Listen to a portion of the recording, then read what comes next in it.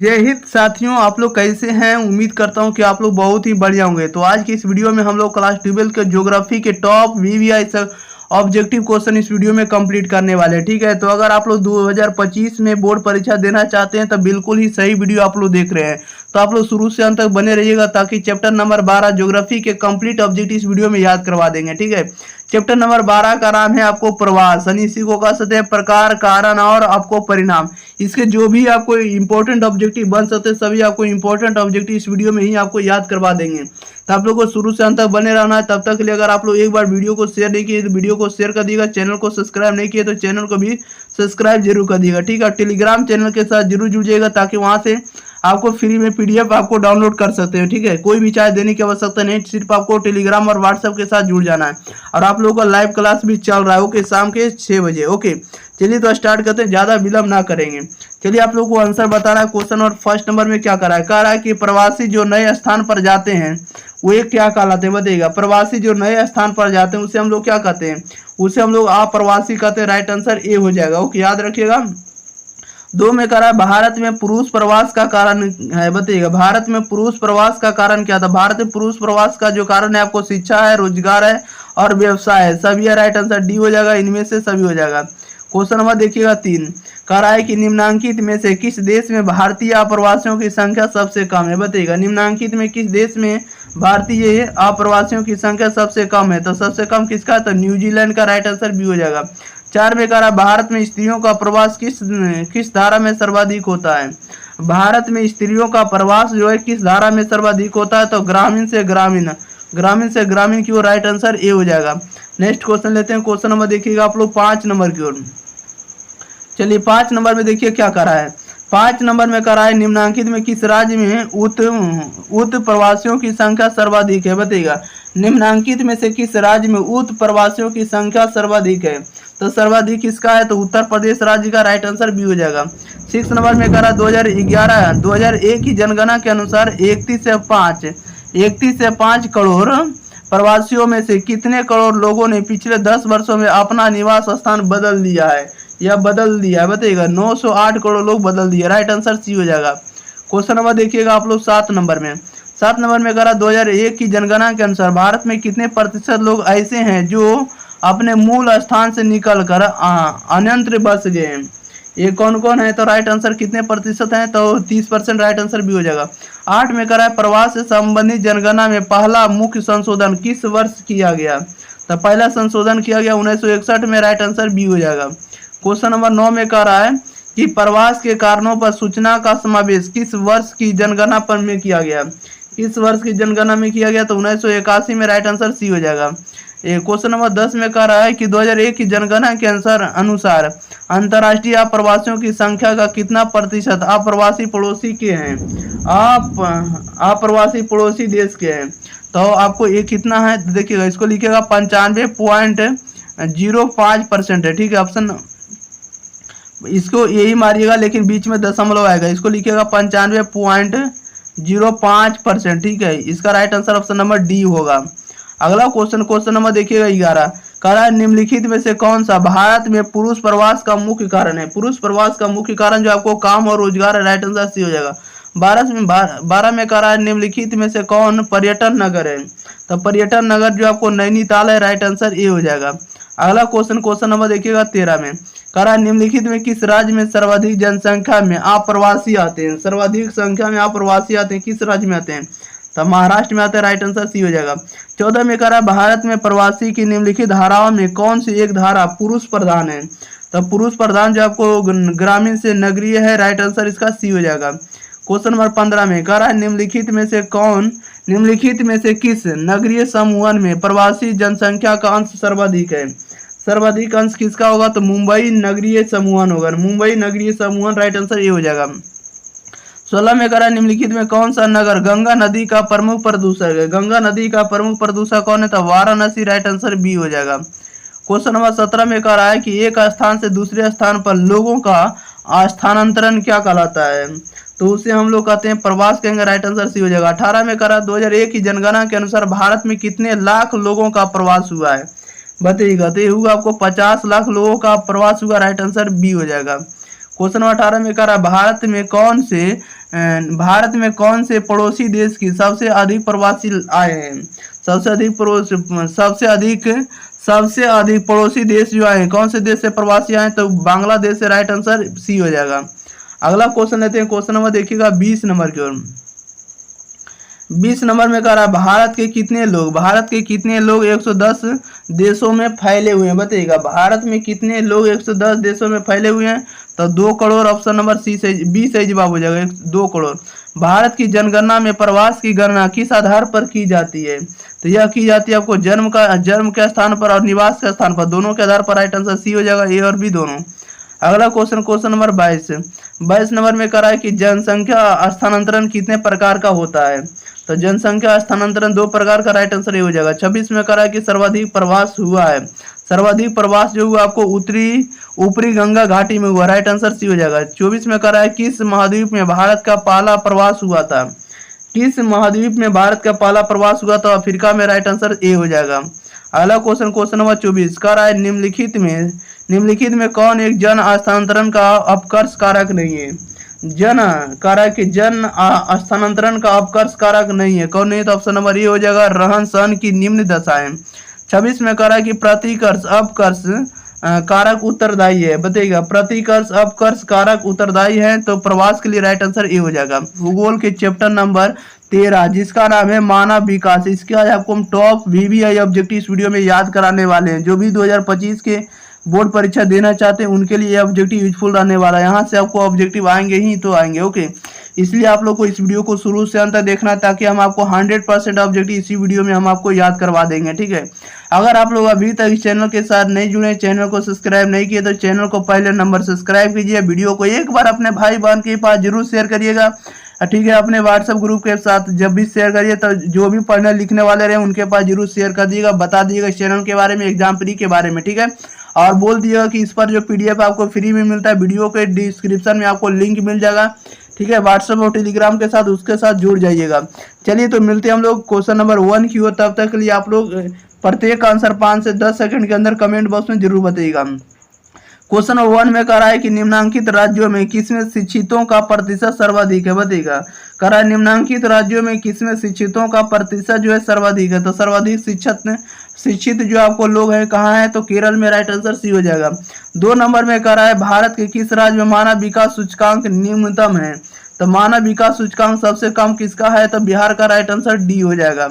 Question number देखिएगा 3 number कह रहा है संयुक्त राष्ट्र विकास कार्यक्रम द्वारा प्रथम मानव विकास रिपोर्ट का प्रकाशन कब किया गया? तो कब किया गया? राइट आंसर इसका सी हो जाएगा, 1990 में किया गया। 4 में कह रहा है 2011 की जनगणना के अनुसार भारत में कुल साक्षरता दर लगभग कितना प्रतिशत है? तो कुल लगभग कितना परसेंट है? तो इसको जो आप लोग कर दीजिएगा 74.004%, ठीक है। 74.004%। राइट आंसर इसका ऑप्शन नंबर बी ही हो जाएगा, ठीक है। सिर्फ यहाँ पर दशमलव आपको लगा देना है। चलिए नेक्स्ट क्वेश्चन लेते हैं। क्वेश्चन नंबर देखिएगा 5 नंबर। 2011 की जनगणना के अनुसार भारत में स्त्री साक्षरता दर कितना है? बताइएगा। यानी स्त्री जो है कितना पढ़ा लिखा हुआ है भारत में? बताइएगा। तो स्त्री का जो साक्षरता दर है आपको 65.46% ऑप्शन नंबर सी सही जवाब हो जाएगा। क्वेश्चन नंबर देखिएगा आप लोग 6 नंबर में कह रहा है यूएनडीपी मानव विकास रिपोर्ट 2016 के अनुसार मानव विकास सूचकांक के संदर्भ में भारत विश्व के 188 देशों में किस कोटि क्रम पर है? तो ये है आपको 131वें कोटि पर। ऑप्शन नंबर बी सही जवाब हो जाएगा। अगले क्वेश्चन लेते हैं। क्वेश्चन नंबर देखिए 7। अरे वर्ष 2011 से 12 में भारत में गरीबी रेखा के नीचे लोगों का अनुमानित प्रतिशत कितना है? तो अनुमानित प्रतिशत जो आपको कितना है? तो आप बताइएगा 21.09% है। 21.09%। राइट आंसर इसका सी लगाएंगे। 8 में करा वर्ष 2011 से 12 में गरीबी रेखा के नीचे रहने वाले लोगों का प्रतिशत ग्रामीण क्षेत्रों में कितना है? तो ग्रामीण क्षेत्रों में आपको 25.07%। राइट आंसर ऑप्शन नंबर इसका डी हो जाएगा, ठीक है। यहाँ पर पॉइंट आप लोग बैठा दीजिएगा।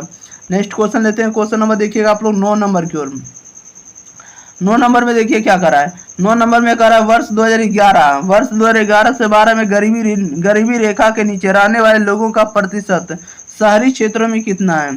तो शहरी क्षेत्रों में आपको 130 130 नहीं लिखा हुआ है, मतलब लिखा हुआ 13.07% है, ठीक है। 13.07% ऑप्शन नंबर बी लगाइएगा, ठीक है। सुधार कर लीजिएगा इसको। 10 में करा केरल की साक्षरता दर कितनी है, केरल की साक्षरता दर कितनी है, तो इसको आप लोग मारिएगा। केरल का जो साक्षरता दर है आपको 93.009% है, ठीक है, यानी 93% इसका साक्षरता दर है केरल का।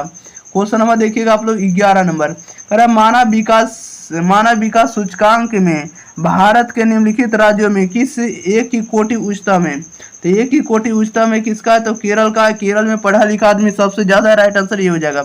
12 में कह रहा मानव विकास सूचकांक के संदर्भ में विश्व के देशों में भी भारत की निम्नलिखित में कौन सी कोटि थी, तो भारत का जो हिस्सा था 130वां था, राइट आंसर आपका बी हो जाएगा।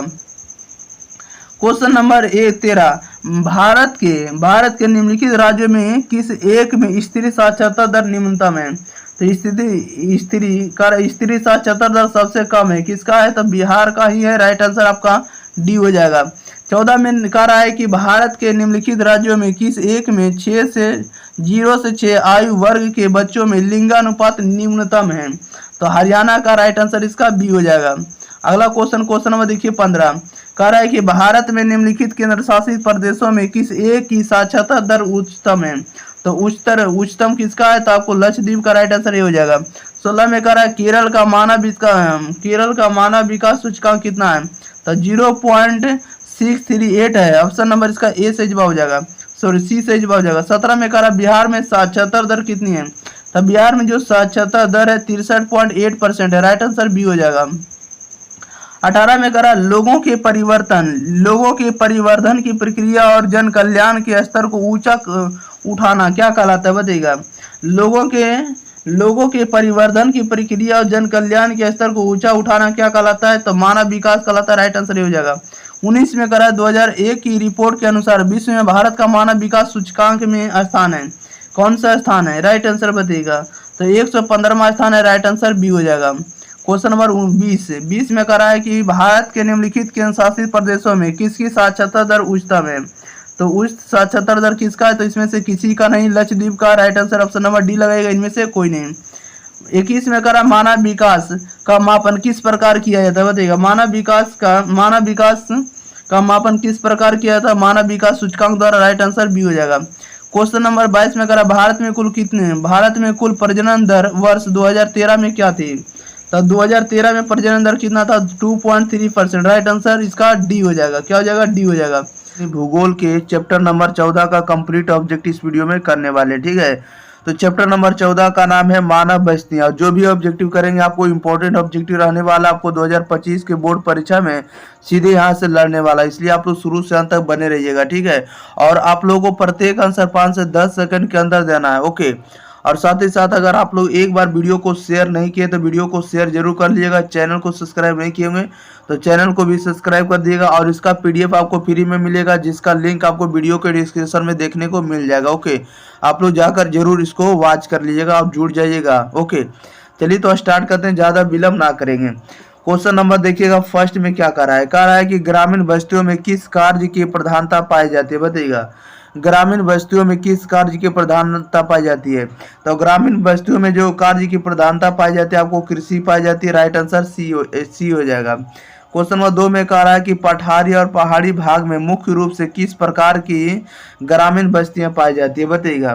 कह रहा है पहाड़ी और पठारी भाग में किस प्रकार से मुख्य रूप से ग्रामीण बस्तियां पाई जाती है, तो 2 का जो सही जवाब हो जाएगा, देखिएगा इसका यहाँ पर ऑप्शन है, ठीक है। चलिए 2 नंबर का ऑप्शन आप लोगों के बीच आ चुका है, आप लोग बता सकते हैं इसका सही जवाब क्या हो जाएगा। तो फिर से हम पढ़ते हैं, कह रहा है कि पठारी और पहाड़ी भाग में मुख्य रूप से किस प्रकार की ग्रामीण बस्तियां पाई जाती है, तो यह पाई जाती है आपको परिक्षिप्त पाई जाती है। कैसे पाई जाती है, परिक्षिप्त, राइट आंसर बी हो जाएगा। क्वेश्चन नंबर 3 में कह रहा है कि निम्नांकित में कौन नगर समुद्र तट पर स्थित नहीं है, बताइएगा। समुद्र तट पर कौन स्थित नहीं है, तो आगरा नहीं है, राइट आंसर बी हो जाएगा। क्वेश्चन नंबर 4 में कह रहा है कि इनमें कौन जो है औद्योगिक नगर नहीं है, तो औद्योगिक नगर नहीं है रुड़की, ऑप्शन नंबर सी सही जवाब हो जाएगा। क्वेश्चन नंबर 5 है। 5 नंबर में कह रहा है 2005 की जनगणना के अनुसार भारत के किस राज्य में नगरीय जनसंख्या का प्रतिशत सर्वाधिक है? तो सर्वाधिक प्रतिशत किस राज्य का है? तो right answer option number B हो जाएगा, गोवा का है। क्वेश्चन नंबर 6 में कह रहा है कि निम्नांकित में कौन राजधानी नगर है? बताइएगा राजधानी नगर कौन है? तो रायपुर है, छत्तीसगढ़ का रायपुर होता है। राइट आंसर डी हो जाएगा। क्वेश्चन नंबर देखिएगा 7 नंबर में। 7 नंबर में कह रहा है कि मेगा नगर की जनसंख्या कितनी है? तो मेगा नगर की जनसंख्या 50 लाख से अधिक। राइट आंसर बी हो जाएगा। 8 नंबर में कह रहा है कि 10 लाख से 50 लाख की जनसंख्या वाले नगर को क्या कहा जाता है? बताइएगा 10 लाख से 50 लाख की जनसंख्या वाले नगर को क्या कहा जाता है? तो महानगर कहा जाता है। राइट आंसर बी हो जाएगा। Next question, question number 9 number में देखिए क्या कह रहा है। जैसा कि आप लोग 9 नंबर में देख रहे हैं, कह रहा है कि 1 लाख से अधिक नगरीय जनसंख्या वाले नगरीय केंद्र को क्या कहा जाएगा? बताइएगा तो 1 लाख से अधिक नगरीय जनसंख्या वाले नगरीय केंद्र को क्या कहा जाता है? तो उसे नगर या प्रथम वर्ग का नगर कहा जाएगा। राइट आंसर ए हो जाएगा। 10 में कह रहा है किस शताब्दी के दौरान नगरीय जनसंख्या 11 गुनी बढ़ी है? तो 11 गुनी बढ़ी है 20वीं शताब्दी में। राइट आंसर सी हो जाएगा। क्वेश्चन नंबर देखिएगा आप लोग 11 नंबर में। 11 में कह रहा है किस वर्ष के बाद जमशेदपुर जैसे आधुनिक उद्योगों पर आधारित नगरों का जन्म हुआ है? तो ये हुआ कब हुआ? तो 1850 में। राइट आंसर सी हो जाएगा। कह रहा है किस वर्ष में भारत में नगरीकरण का स्तर 31 से 16% था? ठीक है, जो विकसित देशों की तुलना में काफी कम है। तो 2011 में था। राइट आंसर बी हो जाएगा। नेक्स्ट क्वेश्चन, क्वेश्चन नंबर 13 में कह रहा है निम्नांकित में कौन जो है शैक्षणिक नगर नहीं है? बताइएगा शैक्षिक नगर कौन नहीं है? तो शैक्षिक नहीं नगर नहीं है आपको सतना। राइट आंसर सी हो जाएगा। 14 नंबर में कह रहा है निम्नांकित में कौन राज्य चीन की सीमा पर स्थित है? बताइएगा निम्नांकित में कौन सा राज्य है जो चीन की सीमा पर स्थित है?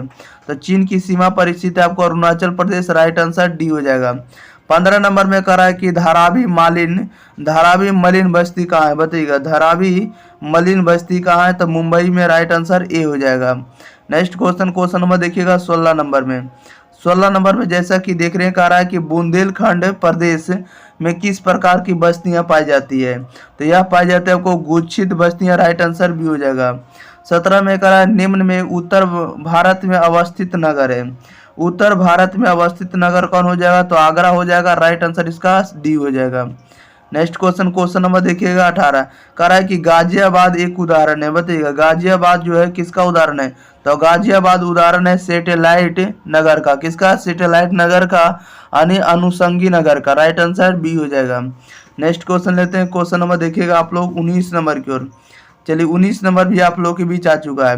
19 नंबर में कह रहा है वर्ष 2011 से 12 में गरीबी रेखा से नीचे रहने वाले लोगों का प्रतिशत शहरी क्षेत्रों में कितना है? बताइएगा वर्ष 2011 से 12 में गरीबी रेखा से नीचे रहने वाले लोगों का प्रतिशत शहरी क्षेत्रों में कितना है? आप लोग इसका आंसर बता सकते हैं। बताइएगा सही जवाब क्या हो जाएगा? ठीक है, ये 19 नंबर का है। ठीक है, बताइएगा जल्दी जल्दी इसका सही जवाब क्या आ जाएगा। देखिएगा थोड़ा ये क्वेश्चन जो है ना पिछले चैप्टर का आ गया। ठीक है, क्योंकि इसका हम बता दिए हैं, ये यहाँ पर आएगा। ठीक है, देखिए यहाँ पर चलिए थोड़ा रिपीट हो गया पीडीएफ। ठीक है, ये पीडीएफ रिपीट हो गया क्योंकि हम उसको पढ़ा दिए हैं। क्वेश्चन नंबर देखिएगा आप लोग 19 नंबर में है ना। 19 नंबर कह रहा है कि मेरठ महानगरीय शहर किस राज्य में स्थित है? बताइएगा मेरठ महानगरीय शहर जो है किस राज्य में अवस्थित है? तो उत्तर प्रदेश में। राइट आंसर डी हो जाएगा। 20 में कह रहा है निम्न में कौन प्राचीन राजधानी नगर है? प्राचीन राजधानी नगर कौन है? पटना है। राइट आंसर सी हो जाएगा। 21 में कह रहा है किस पर्वत पर ऊटी पर्यटक केंद्र अवस्थित है? बताइएगा कह रहा है किस पर्वत पर ऊटी पर्यटक केंद्र अवस्थित है? तो राइट आंसर इसका बी हो जाएगा, नीलगिरी हो जाएगा। ओके, नेक्स्ट क्वेश्चन लेते हैं। क्वेश्चन नंबर 22 नंबर में कह रहा है कि निम्नांकित में कौन राजधानी नगर है? आप लोग सही से बताइएगा सही जवाब क्या हो जाएगा। इसमें से जो है राजधानी नगर कौन है, इसका सही जवाब बताइएगा। तो देखिएगा इसका जो सही जवाब हो जाएगा 22 नंबर का राइट आंसर सी हो जाएगा, चंडीगढ़ हो जाएगा। राजधानी नगर चंडीगढ़ है, हरियाणा के चंडीगढ़ होता है। ठीक है, याद रखिएगा। कह रहा है निम्नलिखित में से कौन सा नगर नदी तट पर अवस्थित नहीं है? बताइएगा नदी तट पर अवस्थित कौन नहीं? तो भोपाल नहीं। राइट आंसर सी हो जाएगा। क्वेश्चन नंबर 24 में कह रहा है कि फरीदाबाद किस राज्य का एक शहर है? तो फरीदाबाद है आपको हरियाणा का। राइट आंसर डी हो जाएगा। नेक्स्ट क्वेश्चन, क्वेश्चन नंबर 25 कह रहा है कि कौन सा शहर तमिलनाडु का मैनचेस्टर कहलाता है? तो तमिलनाडु का मैनचेस्टर कहलाता है कोयम्बटूर, राइट आंसर ये हो जाएगा। 26 में कह रहा है निम्नलिखित में कौन सांस्कृतिक नगर है? सांस्कृतिक नगर कौन हो जाएगा? जेरूसलम, राइट आंसर ए हो जाएगा। 27 में कह रहा है निम्न में कौन एक उत्तर पूर्वी भारत के दक्षिणतम राज्य है? उत्तर पूर्वी भारत के दक्षिणतम राज्य कौन है? तो त्रिपुरा है, राइट आंसर बी हो जाएगा। क्वेश्चन नंबर 28 नंबर में कह रहा है कि भारत में केंद्र शासित प्रदेशों की संख्या कितनी है? तो 7 है, राइट आंसर ए हो जाएगा। 29 में कह रहा है मिकिर पहाड़ी अवस्थित है। मिकिर पहाड़ी जो अवस्थित है असम में, राइट आंसर सी हो जाएगा। 30 में कह रहा है निम्नलिखित में कौन सागर तट पर अवस्थित है? सागर तट पर अवस्थित कौन है? तो सागर तट पर अवस्थित है मुंबई है, राइट आंसर डी हो जाएगा। क्वेश्चन नंबर देखिएगा 31 में कह रहा है भारत की जनगणना के अनुसार निम्नलिखित में कौन सी विशेषता नगर की परिभाषा का अंग नहीं है? बताइएगा। नगर की परिभाषा का अंग नहीं है यानी 75% से अधिक जनसंख्या का प्राथमिक खंड में संलग्न होना, ये आपको नगर की परिभाषा का अंग नहीं है। ठीक है, राइट आंसर इसका सी हो जाएगा। Next question, question number 32 number में कह रहा है निम्नलिखित में से किस पर्यावरण में परिक्षिप्त ग्रामीण बस्तियों की अपेक्षा नहीं की जा सकती है? तो ये नहीं की जा सकती है किसमें? तो गंगा का जलोढ़ मैदान में, राइट आंसर ए हो जाएगा। नेक्स्ट क्वेश्चन, क्वेश्चन नंबर 33 निम्नलिखित में से नगरों का कौन सा वर्ग अपने पदानुक्रम के अनुसार क्रमबद्ध है? कौन है? तो राइट आंसर इसका डी हो जाएगा। बृहत मुंबई, कोलकाता, दिल्ली, चेन्नई, ये सभी जो हो जाएगा आपको पदानुक्रम जो है बढ़ते क्रम में लिखा हुआ है। ओके, राइट आंसर डी हो जाएगा। चलिए नेक्स्ट क्वेश्चन ले लेते हैं। क्वेश्चन नंबर देखिएगा 34 नंबर की ओर। 34 नंबर में कह रहा है कि पास बने घरों वाली ग्रामीण बस्ती को क्या कहते हैं? बताइएगा। कह रहा है पास बने घरों वाली ग्रामीण बस्ती को क्या कहते हैं? तो गुच्छित कहते हैं, राइट आंसर ये हो जाएगा। 35 में कह रहा है 500 से कम जनसंख्या के आकार के गांव में ग्रामीण जनसंख्या का प्रतिशत कितना है? तो 16.8% है, राइट आंसर बी हो जाएगा। क्वेश्चन नंबर 36 में कह रहा है कि माउंट आबू जो है किस प्रकार का नगर है? बताइएगा। माउंट आबू निम्न में से किस प्रकार का नगर है? तब पर्यटन नगर है, राइट आंसर ये हो जाएगा। 37 में कह रहा है कि हैदराबाद तथा सिकंदराबाद शहर को कहते हैं? हैदराबाद तथा सिकंदराबाद शहर को क्या कहते हैं? जुड़वा शहर, राइट आंसर ए हो जाएगा। क्वेश्चन नंबर 38 में कह रहा है पिलानी नगर संबंध है। पिलानी नगर का जो संबंध है किससे है? तो शैक्षिक नगर से, राइट आंसर डी हो जाएगा। नेक्स्ट क्वेश्चन, क्वेश्चन नंबर देखिए 39 कह रहा है वे स्थान जहां नगर पालिका या नगर निगम था कैंटनमेंट बोर्ड या नोटिफाइड टाउन एरिया कमिटी है, क्या कहलाते हैं? तो उसे हम लोग कहते हैं संवैधानिक नगर, राइट आंसर ए हो जाएगा। क्वेश्चन नंबर 40 में कह रहा है कि नदियों के डेल्टाओं के सहारे अधिवास किस प्रतिरूप के होते हैं? बताइएगा। कह रहा है नदियों के डेल्टाओं के सहारे अधिवास किस प्रतिरूप के होते हैं? तो पंखा प्रतिरूप के होते हैं, राइट आंसर सी हो जाएगा। 41 में कह रहा है 2001 की जनगणना के अनुसार भारत में कितने गांव हैं? तो 5.12 लाख गांव है, राइट आंसर बी हो जाएगा। क्वेश्चन नंबर 42 में कह रहा है कि भारत में सर्वाधिक गांव किस जनसंख्या वर्ग में है? बताइएगा। भारत में सर्वाधिक गांव किस जनसंख्या वर्ग में है? तो 10,000 से कम है, राइट आंसर ए हो जाएगा। क्वेश्चन नंबर 43 में कह रहा है निम्नलिखित प्रदेशों में कौन सुप्रलेखित प्राचीनतम नगरीय बस्ती है? सुप्रलेखित प्राचीनतम नगरीय बस्ती कौन है? तो सिंधु घाटी है, राइट आंसर डी हो जाएगा। क्वेश्चन नंबर देखिएगा आप लोग 44 नंबर में कह रहा है कि उदयपुर नगर किस राज्य में स्थित है? बताइएगा। उदयपुर नगर जो है किस राज्य में स्थित है? तो राजस्थान में, राइट आंसर डी हो जाएगा। 45 में कह रहा है कि बाबा बूदन पहाड़ी कहाँ है? बताइएगा। बाबा बूदन पहाड़ी जो है कर्नाटक में, राइट आंसर ए हो जाएगा। चैप्टर नंबर 15 का कंप्लीट ऑब्जेक्टिव इस वीडियो में याद करने वाले हैं, जिसका नाम है भू संसाधन तथा कृषि। चैप्टर नंबर 15 का कंप्लीट ऑब्जेक्टिव याद करेंगे और साथ ही साथ जो भी हम आपको बताएंगे सभी आपको 2024, 2023, 2022, 2018 यानी हम कह सकते हैं कि 2011 से लेके 2023 तक का 2024 तक आपको लेटेस्ट प्रश्न आपको देखने को मिलने वाला है इस वीडियो के अंदर। ठीक है, तो आप लोग वीडियो को शुरू से अंत देखिएगा। इस चैप्टर में आपको सभी ऑब्जेक्टिव याद करवा देंगे और साथ ही साथ अगर आप लोगों को PDF लेना है, ठीक है, तो पीडीएफ लेना है तो वीडियो के डिस्क्रिप्शन में इसका लिंक मिल जाएगा, व्हाट्सएप और टेलीग्राम का आप लोग जुड़ कर ले सकते हैं। फ्री में पीडीएफ आपको दिया जाता है, कोई भी चार्ज नहीं लेते हैं, ठीक है। चलिए तो स्टार्ट करते हैं, ज़्यादा विलम्ब ना करेंगे। तब तक के लिए आप लोग एक बार वीडियो को शेयर कर दीजिएगा, चैनल को भी सब्सक्राइब जरूर कर लीजिएगा। चलिए बढ़ते हैं क्वेश्चन नंबर फर्स्ट की ओर। देखिएगा फर्स्ट नंबर में क्या कर रहा है कि निम्न में कौन जो है सोयाबीन उत्पादन में अग्रणीय राज्य है। बताइएगा, अग्रणीय का मतलब होता है सबसे आगे। बताइएगा निम्न में से कौन सा जो है राज्य जो है सोयाबीन उत्पादन में अग्रणीय राज्य है। तो सोयाबीन में सबसे ज्यादा जो उत्पादन करता है मध्य प्रदेश करता है, राइट आंसर ये हो जाएगा। दो में कह रहा है कि चाय उत्पादन में अग्रणीय राज्य कौन है। चाय उत्पादन में अग्रणीय राज्य आपको असम है, राइट आंसर सी हो जाएगा। नेक्स्ट क्वेश्चन लेते हैं, क्वेश्चन नंबर देखिएगा 3 में कह रहा है निम्न में कौन जो है बाजरा उत्पादन में अग्रणीय राज्य है। बाजरा उत्पादन में अग्रणीय राज्य कौन है, उत्तर प्रदेश है, राइट आंसर सी हो जाएगा। 4 में कह रहा है कि रबी फसल की बुआई कब होती है। रबी फसल की बुआई कब होती है, अक्टूबर नवंबर में, राइट आंसर ए हो जाएगा।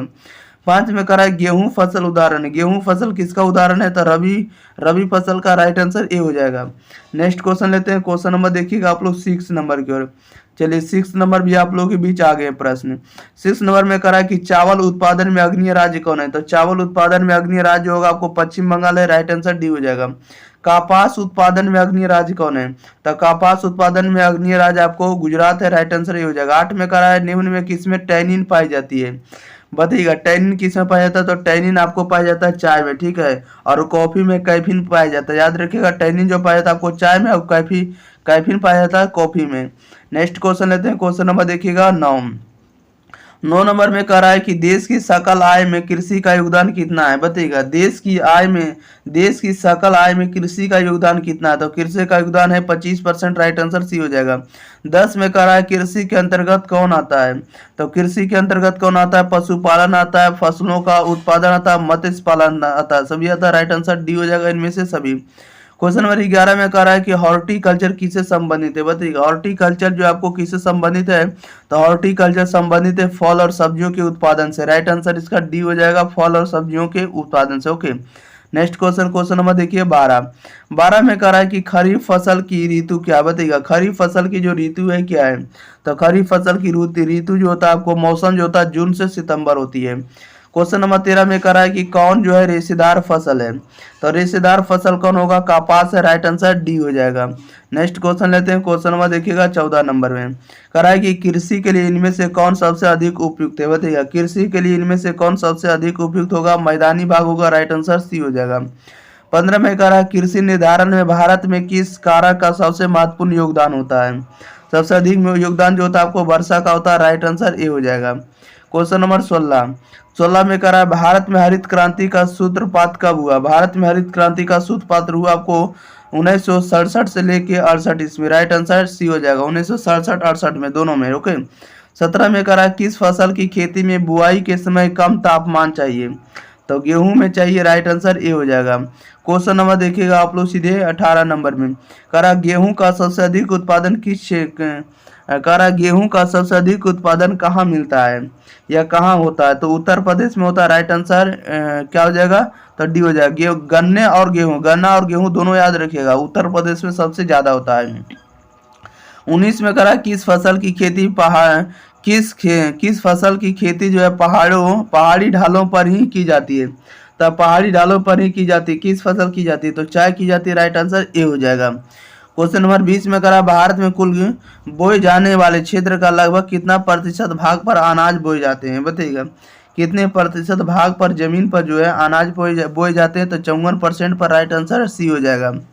क्वेश्चन नंबर 21 में कह रहा है भारत विश्व का लगभग कितना प्रतिशत अनाज उत्पन्न करता है, तो अनाज उत्पन्न कितना करता है, तो अनाज उत्पन्न करता है आपको 11%, राइट आंसर बी हो जाएगा। 22 में कह रहा है भारत विश्व का कितना प्रतिशत चावल उत्पन्न करता है, तो चावल उत्पन्न करता है आपको 21.02 करिएगा, 21.02%। ऑप्शन नंबर इसका सी बिल्कुल सही जवाब हो जाएगा। नेक्स्ट क्वेश्चन लेते हैं, क्वेश्चन नंबर देखिएगा आप लोग 23 नंबर की ओर। 23 नंबर में कह रहा है 2015 के एक आंकड़ा के अनुसार चावल के उत्पादन में चीन के बाद विश्व में दूसरा स्थान किस देश का है, तब भारत का है, राइट आंसर ए हो जाएगा। नेक्स्ट क्वेश्चन लेते हैं, क्वेश्चन नंबर देखिएगा आप लोग 24 नंबर की ओर। चलिए 24 नंबर भी आप लोगों के बीच आ गया प्रश्न। 24 नंबर में देखिए किस तरह के प्रश्न पूछे जा रहे हैं और आप लोग 24 का आंसर भी बताइएगा, ओके। 24 में कह रहा है कि 24 में करा भारत में कुल बोए जाने वाले क्षेत्र के लगभग कितने प्रतिशत भाग पर गेहूं की कृषि की जाती है। तो गेहूं की कृषि की जाती है 14% पर। राइट आंसर सी हो जाएगा। 25 में करा है कि बल्ला मकानी नौका दौड़ संबंधित है, बताइएगा। बल्ला मकानी दौड़ जो है किससे संबंधित होगा, या नौका दौड़ जो संबंधित होगा केरल से। राइट आंसर ये हो जाएगा। करा 26 में कि ज्वर उत्पादन में अग्नि राज्य है, ज्वर उत्पादन में अग्नि राज्य होगा महाराष्ट्र होगा। राइट आंसर ये हो जाएगा। 27 नंबर में करा हरित क्रांति में किस फसल का सर्वाधिक उत्पादन था, बताइएगा। हरित क्रांति में किस फसल का सर्वाधिक योगदान था, या सबसे ज्यादा कौन सा फसल हुआ, तो गेहूं। राइट आंसर सी हो जाएगा। 28 में करा भारत में चाय की खेती कहाँ से प्रारंभ होती है, बताइएगा। भारत में चाय की खेती जो है कहाँ से प्रारंभ होती है, तब ब्रह्मपुत्र नदी से या ब्रह्मपुत्र घाटी से। राइट आंसर ए हो जाएगा। 29 में करा निम्न में से कौन सा जो है जूट उत्पादक राज्य है, तो जूट उत्पादक राज्य कौन होगा, तो असम होगा। राइट आंसर सी हो जाएगा। नेक्स्ट क्वेश्चन, क्वेश्चन नंबर 30 में करा है कि उत्तर भारत में सिंचाई का मुख्य स्रोत कौन है, तो सिंचाई का मुख्य स्रोत आपको नहर है। राइट आंसर ये हो जाएगा। 31 में करा है कि सिंचित क्षेत्रों में मृदा निम्नीकरण का मुख्य कारण क्या है, या प्रमुख कारण क्या है, तो मृदा लवणता है। राइट आंसर बी हो जाएगा। 32 में करा भारत में गेहूं उत्पादन में अग्रणी राज्य कौन है, भारत में गेहूं उत्पादन में अग्रणी राज्य कौन है, तो उत्तर प्रदेश है। राइट आंसर इसका डी हो जाएगा। 33 नंबर में करा है निम्न में कौन जो सबसे महत्वपूर्ण जूट उत्पादक क्षेत्र है, तो जूट उत्पादक क्षेत्र कौन है, तो गंगा डेल्टा क्षेत्र। राइट आंसर बी हो जाएगा। 34 में करा फल एवं सब्जी प्रदेश का विस्तार भारत के किस देश में है, या किस प्रदेश में है, तो हिमाचल प्रदेश में। राइट आंसर ए हो जाएगा। नेक्स्ट क्वेश्चन लेते हैं। क्वेश्चन नंबर देखिएगा आप लोग 35 नंबर की ओर। 35 नंबर में कह रहा है निम्न में से कौन सा भू उपयोग संवर्ग नहीं है, भू उपयोग संवर्ग नहीं है, तो सीमांत भूमि। राइट आंसर बी हो जाएगा। 36 में कह रहा है कि बांस ड्रिप सिंचाई प्रणाली प्रसिद्ध है, बताइएगा। बांस ड्रिप सिंचाई प्रणाली प्रसिद्ध है, कहाँ प्रसिद्ध है, तो मेघालय में। राइट आंसर सी हो जाएगा। नेक्स्ट क्वेश्चन, क्वेश्चन नंबर 37 में कह रहा है कि निम्नलिखित में से कौन भारत में नीली क्रांति से संबंधित है, तो नीली क्रांति से कौन संबंधित है, मत्स्य पालन से। राइट आंसर डी हो जाएगा। 38 में कह रहा है निम्नलिखित में कौन भारतीय कृषि की समस्या, भारतीय कृषि की समस्या कौन है, तो निम्न उत्पादकता विखंडित है और अनियमित मानसून के कारण। ये सभी है। राइट आंसर डी लगाइएगा, इनमें से सभी है, उपरोक्त सभी। नेक्स्ट क्वेश्चन, क्वेश्चन नंबर देखिएगा 39 नंबर में कह रहा है कि निम्न में से कौन एक भूमि उपयोग संवर्ग में नहीं है, कह रहा है निम्न में कौन एक भूमि उपयोग संवर्ग में नहीं है, तो मैदानी भूमि। राइट आंसर ये हो जाएगा। 40 में कह रहा है किस फसल को उजला सोना कहा जाता है, तो उजला सोना कहा जाता है कपास को। राइट आंसर भी हो जाएगा। 41 में कह रहा है निम्नलिखित में कौन सा मूंगफली का सबसे बड़ा उत्पादक राज्य है, मूंगफली का सबसे बड़ा उत्पादक राज्य गुजरात है। राइट आंसर बी हो जाएगा। नेक्स्ट क्वेश्चन लेते हैं। क्वेश्चन नंबर देखिएगा 42 नंबर की ओर। चलिए 42 नंबर भी आप लोगों के बीच आ गया। 42 नंबर का आंसर आप लोग जरूर बताइएगा कमेंट बॉक्स के अंदर। ओके, 42 में कह रहा है कि उत्तर पूर्वी भारत में स्थानांतरित कृषि की प्रथा को डैश क्या कहते हैं, बताइएगा। कह रहा है कि उत्तर पूर्वी भारत में स्थानांतरित कृषि की प्रथा को क्या कहते हैं, तो उसे हम लोग कहते हैं झूम कृषि। क्या कहते हैं, झूम कृषि। राइट आंसर डी हो जाएगा। 43 नंबर में कह रहा है कि नीलगिरी पहाड़ी कहाँ अवस्थित है, बताइएगा। नीलगिरी पहाड़ी जो है तमिलनाडु में। राइट आंसर डी हो जाएगा। 44 में कह रहा है निम्नलिखित में कौन सा जो है रबी फसल नहीं है, तो रबी फसल नहीं है कौन नहीं, तो चावल। राइट आंसर डी क्या हो जाएगा, बी हो जाएगा। चावल आपका रबी फसल नहीं है। क्वेश्चन नंबर देखिएगा आप लोग 45 नंबर में। 45 में कह रहा है कि बीटल नामक कीड़ा किस फसल के बागान में लगता है, बताइएगा। बीटल नामक कीड़ा जो है किस फसल के बागान में लगता है, तो कहवा के बागान में। राइट आंसर डी हो जाएगा। 40 में कह रहा है भारत की निम्नलिखित मिट्टियों में से कपास की खेती के लिए सर्वाधिक उपयुक्त मिट्टी कौन सा होगा, तो रेंगुन मिट्टी होगा। राइट आंसर ए होगा। नेक्स्ट क्वेश्चन, क्वेश्चन नंबर 47 में कह रहा है निम्न में से कौन जो है सिंचित क्षेत्रों में कह रहा है भू निम्नीकरण का मुख्य प्रकार है, तो भू निम्नीकरण का मुख्य प्रकार है तो मृदा लवणता। राइट आंसर सी हो जाएगा। 48 में कह रहा है कि भारत का जावा किस क्षेत्र को कहा जाता है, बताइएगा। भारत में जावा किस क्षेत्र को कहा जाता है, तो गोरखपुर को। राइट आंसर भी हो जाएगा। क्वेश्चन नंबर 48 में कह रहा है कपास उत्पादन का सबसे महत्वपूर्ण क्षेत्र कौन है, तो सबसे महत्वपूर्ण क्षेत्र जो आपको दक्कन का पठार का क्षेत्र है। राइट आंसर ए हो जाएगा। दक्कन क्षेत्र भी कह सकते हैं। 50 नंबर में कह रहा है कि शुष्क कृषि में निम्न में से कौन सी फसल नहीं बोई जाती है, तो कौन सी फसल नहीं बोई जाती है? तो ज्वार नहीं बोई जाती है, राइट आंसर बी हो जाएगा। 51 में कह रहा है निम्नलिखित राज्यों में कौन कपास उत्पादक नहीं है? कपास उत्पादक नहीं है, कौन नहीं है? तो छत्तीसगढ़, राइट आंसर डी हो जाएगा। क्वेश्चन नंबर 52 में देखिए, कह रहा है निम्नलिखित में कौन जो है रोपण फसल है? तो रोपण फसल कौन हो जाएगा? तो आपको कोको या चाय होगा, राइट आंसर बी हो जाएगा। नेक्स्ट क्वेश्चन नंबर देखिएगा 53, कह रहा है निम्नलिखित में कौन कृषि आधारित उत्पादन है? कृषि आधारित उत्पादन नहीं है, तो नमक नहीं है, राइट आंसर बी हो जाएगा। क्वेश्चन नंबर देखिए 54, कह रहा है कि झूमिंग कृषि की जाती है। झूमिंग कृषि की जाती है तो असम में की जाती है। असम बोले तो असम में की जाती है, ठीक है। झूम कृषि जो होता है असम में, राइट आंसर डी हो जाएगा। क्वेश्चन नंबर 55, कह रहा है निम्नलिखित में से कौन सा क्षेत्र जो है धान का कटोरा कहलाता है? तो धान का कटोरा किसे कहते हैं? तो कृष्णा गोदावरी डेल्टा क्षेत्र, राइट आंसर ये हो जाएगा। 56 में कह रहा है भारत में सुनहरी क्रांति किससे संबंधित है? तो सुनहरी क्रांति जो संबंधित होता है बागवानी कृषि से, राइट आंसर सी हो जाएगा। क्वेश्चन नंबर 57 में कह रहा है निम्नांकित में कौन जो नगदी फसल है? तो नगदी फसल जो होगा आपको कपास होगा, जूट होगा, चाय होगा, सभी आपको नगदी फसल है, राइट आंसर डी हो जाएगा। 58 में कह रहा है निम्नलिखित में न्यूनतम शस्य गहनता किनकी है? बताइएगा। कह रहा है कि न्यूनतम शस्य गहनता कितनी है? तो 100% है, राइट आंसर सी हो जाएगा। निम्नलिखित में से कौन एक व्यापारिक फसल नहीं है? तो व्यापारिक फसल नहीं है तो गेहूं, राइट आंसर सी हो जाएगा। नेक्स्ट क्वेश्चन लेते हैं। क्वेश्चन नंबर देखिएगा 60 नंबर की ओर। 60 नंबर में देखिए, कह रहा है कि निम्न में से कौन फसल का पेयजल है? बताइएगा। निम्न में से कौन फसल जो है पेयजल है? तो पेयजल को कौन है या पेय फसल कौन सा होगा? तो चाय होगा। चाय को हम लोग पीने वाले पदार्थ में रखते हैं, राइट आंसर इसका बी हो जाएगा। 61 में कह रहा हरित क्रांति संबंधित है। तो हरित क्रांति जो संबंधित है आपको खाद्यान्न उत्पादन से, राइट आंसर ए हो जाएगा, या तो कह सकते हैं गेहूं के उत्पादन में। 62 में कह रहा है कि दक्षिण भारत में सिंचाई का मुख्य स्रोत क्या है?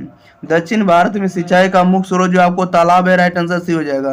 63 में कह रहा है भारत में हरित क्रांति की शुरुआत कब हुई थी? बताइएगा। भारत में हरित क्रांति की शुरुआत कब हुई थी? तो 1960 के दशक से, राइट आंसर बी हो जाएगा। 1960 के दशक से हरित क्रांति की उदय हुआ या हरित क्रांति का उदय हुआ। ओके, ज्योग्राफी के चैप्टर नंबर 16 जिसका नाम है जल संसाधन, इसके आपको हम टॉप ऑब्जेक्टिव कवर कराने वाले हैं कवर इस वीडियो में।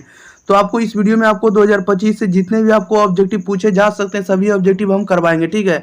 और 2023 2022 यानी 2011 से लेकर 2024 तक आपको प्रश्न इसमें देखने को मिलने वाला है। तो आप लोग शुरू से अंत तक बने रहिएगा। और एक बार अगर आप लोग वीडियो को अपने दोस्तों भाई बहन के पास शेयर नहीं किए होंगे तो वीडियो को जरूर शेयर कर दिएगा। और चैनल को सब्सक्राइब नहीं किए होंगे तो चैनल को भी आप लोग जरूर सब्सक्राइब कर लीजिएगा, ठीक है। और आपको ऐसा कंटेंट आपको हमेशा मिलते रहेगा। ओके, चलिए तो स्टार्ट करते, ज्यादा विलंब ना करते। आप लोग प्रत्येक आंसर 5 से 10 सेकंड के अंदर कमेंट बॉक्स के अंदर बताइएगा। क्वेश्चन नंबर 1 में कह रहा है कि बड़ोदरा जो है किस राज्य में अवस्थित है? बताइएगा। बड़ोदरा किस राज्य में अवस्थित है? तो बड़ोदरा आपको गुजरात में अवस्थित है, राइट आंसर सी हो जाएगा। 2 नंबर में कह रहा है कि हरिके बांध किस राज्य में है? बताइएगा।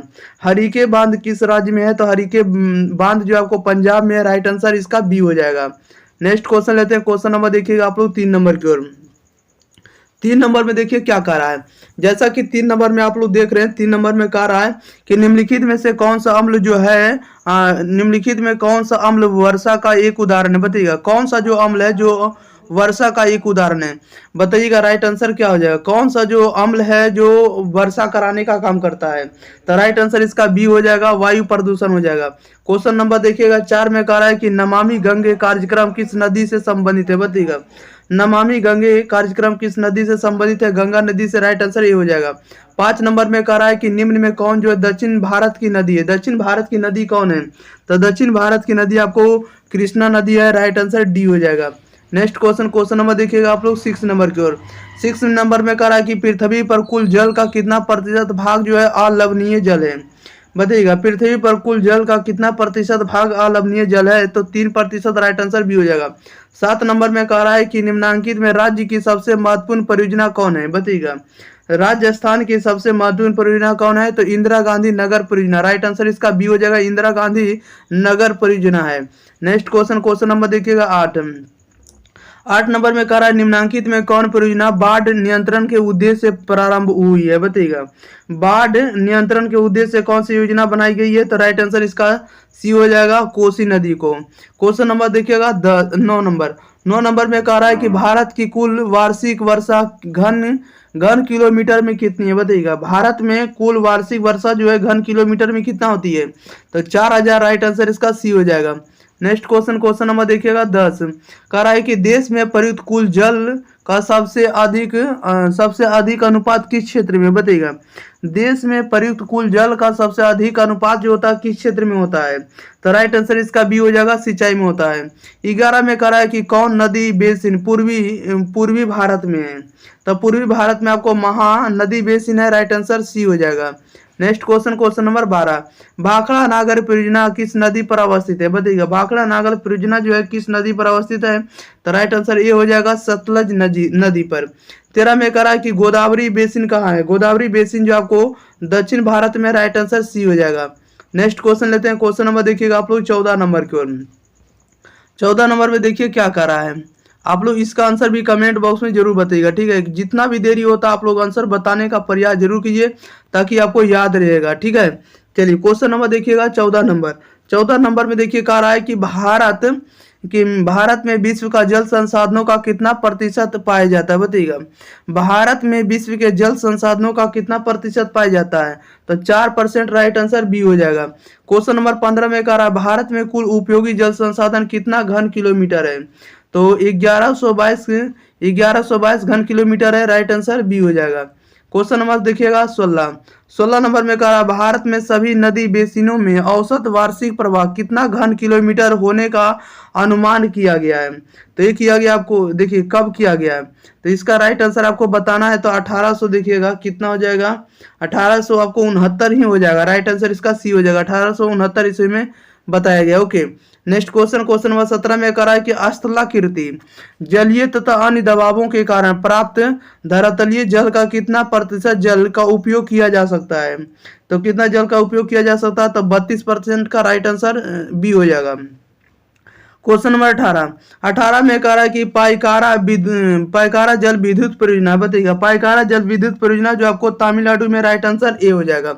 क्वेश्चन नंबर 19 में कह रहा है कि नीरू मीरू संबंधित है। नीरू मीरू जो संबंधित है आपको जल समृद्ध प्रबंधन से। राइट आंसर इसका ए हो जाएगा। नेक्स्ट क्वेश्चन, क्वेश्चन नंबर देखिएगा 20, कह रहा है कि लूनी नदी की प्रवाह की दिशा है बताइएगा। लूनी नदी के प्रवाह की दिशा क्या होती है, पश्चिमी होती है। राइट आंसर बी हो जाएगा। 21 नंबर में कह रहा भारत के जल संसाधन से जुड़ी समस्या क्या है बताइएगा। भारत के जल संसाधन से जुड़ी समस्या जो होगा वितरण होगा, अब उपलब्धता होगा, संरक्षण होगा, सभी होगा। राइट आंसर इसका डी हो जाएगा, इनमें से सभी। 22 नंबर में कह रहा है कि निम्नलिखित में सर्वाधिक प्रदूषित नदी कौन है बताइएगा। भारत में बताना है आपको सर्वाधिक प्रदूषित नदी इसमें से कौन होगा, तो ये यमुना होगा। राइट आंसर डी हो जाएगा। यमुना नदी जो सबसे ज्यादा प्रदूषित नदी है। 23 नंबर में कह रहा निम्नलिखित में कौन जो है पश्चिमी भारत की नदी बेसिन है। पश्चिमी भारत की नदी बेसिन कौन है, तो माही बेसिन है। राइट आंसर इसका ए हो जाएगा। 24 में कह रहा है कि सरदार सरोवर परियोजना किस नदी पर है बताइएगा। सरदार सरोवर परियोजना जो है किस नदी पर है, तो नर्मदा नदी पर। राइट आंसर ए हो जाएगा। क्वेश्चन नंबर देखिएगा आप लोग 25, निम्नलिखित में किस नदी की जल उपयोगिता सबसे अधिक है बताइएगा। निम्नलिखित में किस नदी की जल उपयोगिता सबसे अधिक है, तो गंगा नदी का। राइट आंसर सी हो जाएगा। 26 नंबर में कह रहा है इंदिरा गांधी नहर कमान क्षेत्र में सतत पोषणीय विकास के लिए इनमें से सबसे महत्वपूर्ण कारक कौन होगा, तो सबसे महत्वपूर्ण कारक होगा आपको पारितंत्र का विकास। राइट आंसर सी हो जाएगा, पारितंत्र विकास। 27 नंबर में कह रहा भारत की सबसे लंबी नदी कौन है, तो भारत की सबसे लंबी नदी आपको एकमात्र नदी गंगा है। राइट आंसर ए हो जाएगा। 28 नंबर में कह रहा निम्नलिखित में से जल किस प्रकार का संसाधन है, तो जल देखिएगा आपका अनवीकरणीय जल जो होगा आपको चक्रीय संसाधन होगा। राइट आंसर इसका डी हो जाएगा। इसी को पुनः पूर्ति योग संसाधन भी कहते हैं। नेक्स्ट क्वेश्चन, क्वेश्चन नंबर 29 कह रहा है निम्नलिखित नदियों में से देश में किस नदी में सबसे ज्यादा पुनः पूर्ति योग भौम जल संसाधन है, तब पुनः पूर्ति योग भौम जल संसाधन कौन होगा, तो गंगा नदी का होगा। राइट आंसर सी हो जाएगा। 30 नंबर में कह रहा है निम्नलिखित में से किस राज्य में उसके कृषि क्षेत्र का अधिकतम प्रतिशत नहर सिंचाई के अंतर्गत आता है, तो नहर सिंचाई के अंतर्गत कौन आता है, Uttar Pradesh. Right answer A हो जाएगा। नेक्स्ट क्वेश्चन लेते हैं, क्वेश्चन नंबर देखिएगा आप लोग 31 नंबर की। चलिए 31 नंबर भी आपके बीच प्रश्न आ गया है। 31 नंबर का आंसर बताइएगा। कह रहा है कि नागार्जुन सागर परियोजना जो है किस नदी पर है? तो नागार्जुन सागर परियोजना जो आपको कृष्णा नदी पर है, राइट आंसर ए हो जाएगा। 32 में करा निम्नलिखित राज्यों में किसमें हीराकुंड परियोजना अवस्थित है? हीराकुंड परियोजना किसमें अवस्थित है? तो उड़ीसा में, राइट आंसर ए हो जाएगा। क्वेश्चन नंबर देखिएगा आप लोग 33 नंबर में कह रहा है इंदिरा गांधी नहर क्षेत्र है, इंदिरा गांधी नहर क्षेत्र जो है राजस्थान में, राइट आंसर डी हो जाएगा।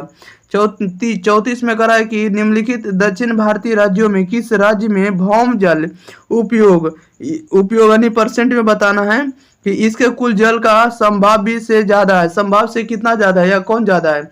तो राइट आंसर इसका ए हो जाएगा, तमिलनाडु से ज्यादा। दक्षिण भारतीय राज्य में जो भी है तो तमिलनाडु से ज्यादा प्रतिशत सार्वजनिक भूमि से ज्यादा है। Okay, next question, question number 35 कह रहा है 35 नंबर में कि देश में प्रयुक्त कुल जल का सबसे अधिक समानुपात निम्नलिखित सेक्टरों में किस सेक्टर में सबसे ज्यादा है या किस में है बताइएगा? राइट आंसर ये हो जाएगा, सबसे ज्यादा जो विश्वासकर्ता सिंचाई में है।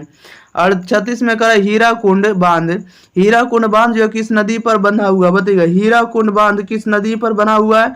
तो महानदी पर, राइट आंसर ए हो जाएगा। क्वेश्चन नंबर देखिएगा 37 में कह रहा है निम्नलिखित में से कौन एक भारत की सबसे कम मिट्टी ढोने वाली नदी है बताइएगा? निम्नलिखित में से कौन भारत कि बताना आपको, निम्नलिखित में से कौन एक सबसे कम मिट्टी ढोने वाली नदी है? तो सबसे कम मिट्टी ढोने वाली आपको नदी जो आपको सतलज है, राइट आंसर डी हो जाएगा। 38 में करा निम्नलिखित में इनमें से कौन जो है सूखा संभावित क्षेत्र है? सूखा संभावित क्षेत्र आपको गुजरात है, राइट आंसर इसका सी हो जाएगा। 39 नंबर में कह रहा है कि भारत में कितनी नदियां एवं सहायक नदियां हैं? भारत में कितनी नदियां एवं सहायक नदियां? तो आपको देखिएगा कितनी नदियां हैं, तो 10 सहायक पहले नदियां बताना और आपको सहायक नदियां बताना है। तो नदियां आपको 103 है और आपको सहायक नदियां 60 है, राइट आंसर इसका क्या हो जाएगा? तो राइट आंसर इसका बी हो जाएगा। ठीक है, नेक्स्ट क्वेश्चन लेते हैं। क्वेश्चन नंबर देखिएगा आप लोग 40 नंबर करा निम्नलिखित नदियों में कौन जो है पूर्व की ओर प्रभावित नहीं होती है या पूर्व की ओर नहीं बहती है? राइट आंसर बताइएगा, निम्नलिखित नदियों में से कौन पूर्व की ओर नहीं प्रवाहित होती है? तो राइट आंसर डी हो जाएगा, कृष्णा नदी। क्वेश्चन नंबर 41 में करा निम्नलिखित में कौन जो है सबसे छोटी नदी है? तो सबसे छोटी नदी आपको माही बेसिन है, राइट आंसर सी हो जाएगा। 42 में करा निम्नलिखित में कौन सबसे छोटी है? सबसे छोटी कौन है? तो तापी बेसिन होगा, राइट आंसर इसका सी हो जाएगा। रफी के चैप्टर नंबर 17 जिसका नाम है खनिज तथा ऊर्जा संसाधन, खनिज तथा ऊर्जा संसाधन, इसके हम लोग top VVI important objective question इस वीडियो में कंप्लीट करने वाले हैं। जो भी आपको प्रश्न कराएंगे, आपको 2011 से लेकर 2024 तक के जितने भी प्रश्न पूछेंगे इस चैप्टर से, सभी आपको इस वीडियो में आपको इंक्लूडेड ऑब्जेक्टिव मिलने वाला। ठीक है, और आपको 2025 में आपको कामगार साबित होने वाला, क्योंकि यहाँ से ऑब्जेक्टिव आपको बाहर नहीं होगा। ठीक है, इसलिए आप लोग शुरू से अंत तक बने रहिए और आपको इस चैनल को भी सब्सक्राइब कर देना है, एक बार वीडियो को भी शेयर कर देना है। और आप लोग को जो पीडीएफ आपको फ्री में अपलोड कर दिया था, जिसको आप लोग लिंक आपको डिस्क्रिप्शन मिल जाएगा, वहां से आप लोग जाकर डाउनलोड कर सकते हैं। ठीक है, और साथ ही साथ अन्य विषयों का भी प्लेलिस्ट का लिंक दे दिए हैं, ताकि आप लोग विषय बाय विषय आप लोग पढ़ते जाइए। ठीक है, किसी भी तरह का दिक्कत नहीं होगा। चलिए तो स्टार्ट करते हैं, ज्यादा विलंब ना करेंगे। क्वेश्चन नंबर देखिए हम लोग फर्स्ट लेते हैं। फर्स्ट नंबर में क्या कर रहा है? फर्स्ट नंबर में कह रहा है कि मुंबई हाई क्या है बताइएगा? मुंबई हाई जो क्या है? तो मुंबई हाई जो एक प्रकार का पेट्रोलियम क्षेत्र है, राइट आंसर बी हो जाएगा। 2 नंबर में कह रहा है कि डिगबोई प्रसिद्ध है, तो डिगबोई जो प्रसिद्ध है आपको पेट्रोलियम के लिए, राइट आंसर बी हो जाएगा। क्वेश्चन नंबर देखिएगा 3 नंबर में कह रहा है कि नहरकटिया खनिज तेल क्षेत्र अवस्थित है बताइएगा? नहरकटिया खनिज तेल क्षेत्र जो अवस्थित है कहाँ है? तो असम में, राइट आंसर इसका बी हो जाएगा। 4 नंबर में कह रहा है कि सिक्किम की राजधानी है, सिक्किम की राजधानी कहा? तो सिक्किम की राजधानी गंगटोक है, राइट आंसर डी हो जाएगा। क्वेश्चन नंबर देखिएगा 5 कह रहा है कि काकरापाड़ा किस राज्य में स्थित है? काकरापाड़ा जो किस राज्य में स्थित है? तो गुजरात में, राइट आंसर इसका डी हो जाएगा। नेक्स्ट क्वेश्चन लेते हैं। क्वेश्चन नंबर देखिएगा आप लोग 6 नंबर की ओर। चलिए 6 नंबर भी आप लोग के बीच प्रश्न आ गया। कह रहा है निम्न में कौन ऊर्जा का अनवीकरणीय स्रोत है? ऊर्जा का अनवीकरणीय स्रोत कौन होगा? तो ऊर्जा का अनवीकरणीय स्रोत जो होगा आपको तापीय ऊर्जा होगा, राइट आंसर डी हो जाएगा। क्वेश्चन नंबर 7 में कह रहा है कि निम्न में कौन जो खनन नगर नहीं है? खनन नगर यानी खनिज के लिए प्रसिद्ध नहीं है, तो खनन नगर जो आपको पटना जो आपको खनन के लिए प्रसिद्ध नहीं, राइट आंसर डी हो जाएगा। क्वेश्चन नंबर 8 में कह रहा है कि सिंगरेनी है बताइएगा? सिंगरेनी जो किसके लिए प्रसिद्ध है? तो सिंगरेनी जो आपको है खनिज के लिए प्रसिद्ध यानी खनन के लिए प्रसिद्ध है, राइट आंसर बी हो जाएगा। क्वेश्चन नंबर 9 में कह रहा है निम्न में कौन जो धात्विक खनिज है? तो धात्विक खनिज का उदाहरण कौन होगा? लोहा होगा, मैग्नीज होगा, तांबा होगा, सभी आपको धात्विक खनिज है, राइट आंसर डी हो जाएगा इनमें से सभी। क्वेश्चन नंबर देखिएगा आप लोग सीधे 10 नंबर में कह रहा है कि बैला डीला प्रसिद्ध है। बैला डीला जो प्रसिद्ध है किसके लिए है, तो लव आयक्स के लिए। राइट आंसर ए हो जाएगा। 11 में कह रहा है कि गुरु हिंसानी खान जो है किस खनिज में से संबंधित है, बताइएगा।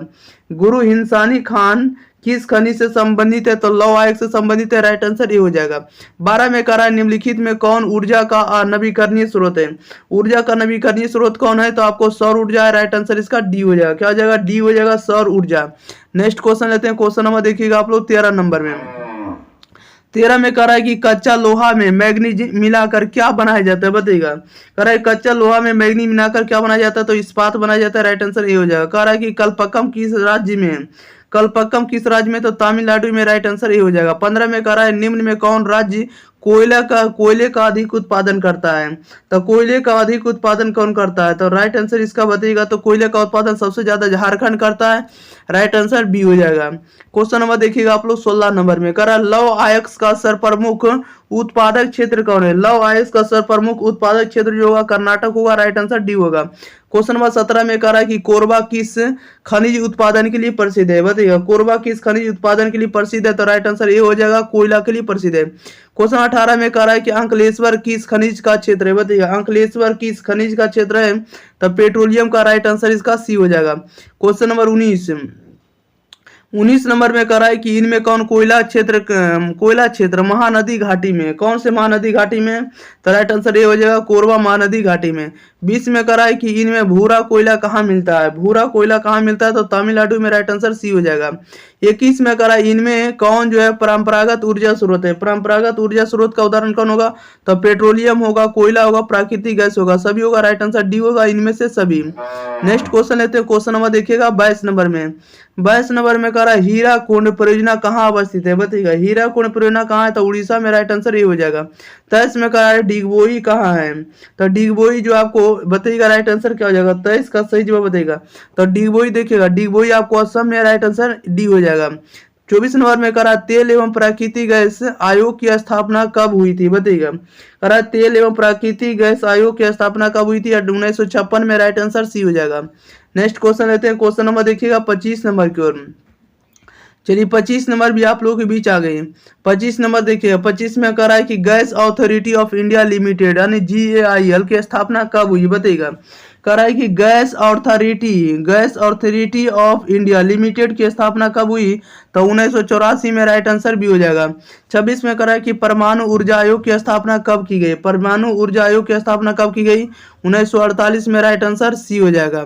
अगला क्वेश्चन बढ़ते हैं। क्वेश्चन नंबर देखिएगा 27 नंबर की ओर।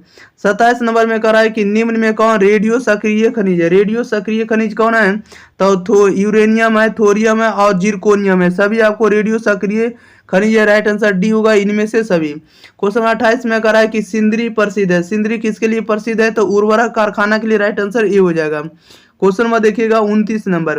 29 नंबर में कह रहा है कि पंचपट नाली खान किस खनिज से संबंधित है। पंचपट नाली जो है खान किस खनिज से संबंधित है, तो बॉक्साइट से। राइट आंसर बी होगा। क्वेश्चन नंबर 30 में कह रहा है कि धनबाद प्रसिद्ध है, तो धनबाद जो प्रसिद्ध है आपको कोयला के लिए। राइट आंसर ए हो जाएगा। नेक्स्ट क्वेश्चन नंबर 31 में कह रहा है रानीगंज प्रसिद्ध है। रानीगंज प्रसिद्ध है आपको कोयला के लिए। राइट आंसर बी होगा। क्वेश्चन नंबर 32 में कह रहा है विजयनगर इस्पात केंद्र किस राज्य में अवस्थित है। विजयनगर कह रहा है विजयनगर इस्पात केंद्र किस राज्य में अवस्थित है। राइट आंसर ए हो जाएगा, कर्नाटक में अवस्थित है। नेक्स्ट क्वेश्चन नंबर 33 में कह रहा है कि दुर्ग लौह अयस्क उत्पादक क्षेत्र है। दुर्ग लौह अयस्क उत्पादक क्षेत्र है छत्तीसगढ़ में। राइट आंसर डी होगा। 34 में कह रहा है एशिया का सबसे बड़ा पवन ऊर्जा संयंत्र कहाँ है, बताइएगा। एशिया का सबसे बड़ा पवन ऊर्जा संयंत्र कहाँ है, तो गुजरात में। राइट आंसर बी होगा। क्वेश्चन नंबर 35 में कह रहा है कि अंकलेश्वर क्षेत्र है। अंकलेश्वर क्षेत्र जो आपको गुजरात में। राइट आंसर बी होगा। नेक्स्ट क्वेश्चन नंबर देखिए 36 में कह रहा है कि रावत भाटा परमाणु ऊर्जा संयंत्र किस राज्य में अवस्थित है, बताइएगा। रावत भाटा परमाणु ऊर्जा संयंत्र जो है किस राज्य में है, तो रावत भाटा आपको राजस्थान में। राइट आंसर ये हो जाएगा। 37 में कह रहा है निम्नलिखित में किस स्थान पर भारत का प्रथम परमाणु ऊर्जा स्टेशन स्थापित किया गया था, तो पहला परमाणु ऊर्जा स्टेशन स्थापित किया था तारापुर में। राइट आंसर सी हो जाएगा।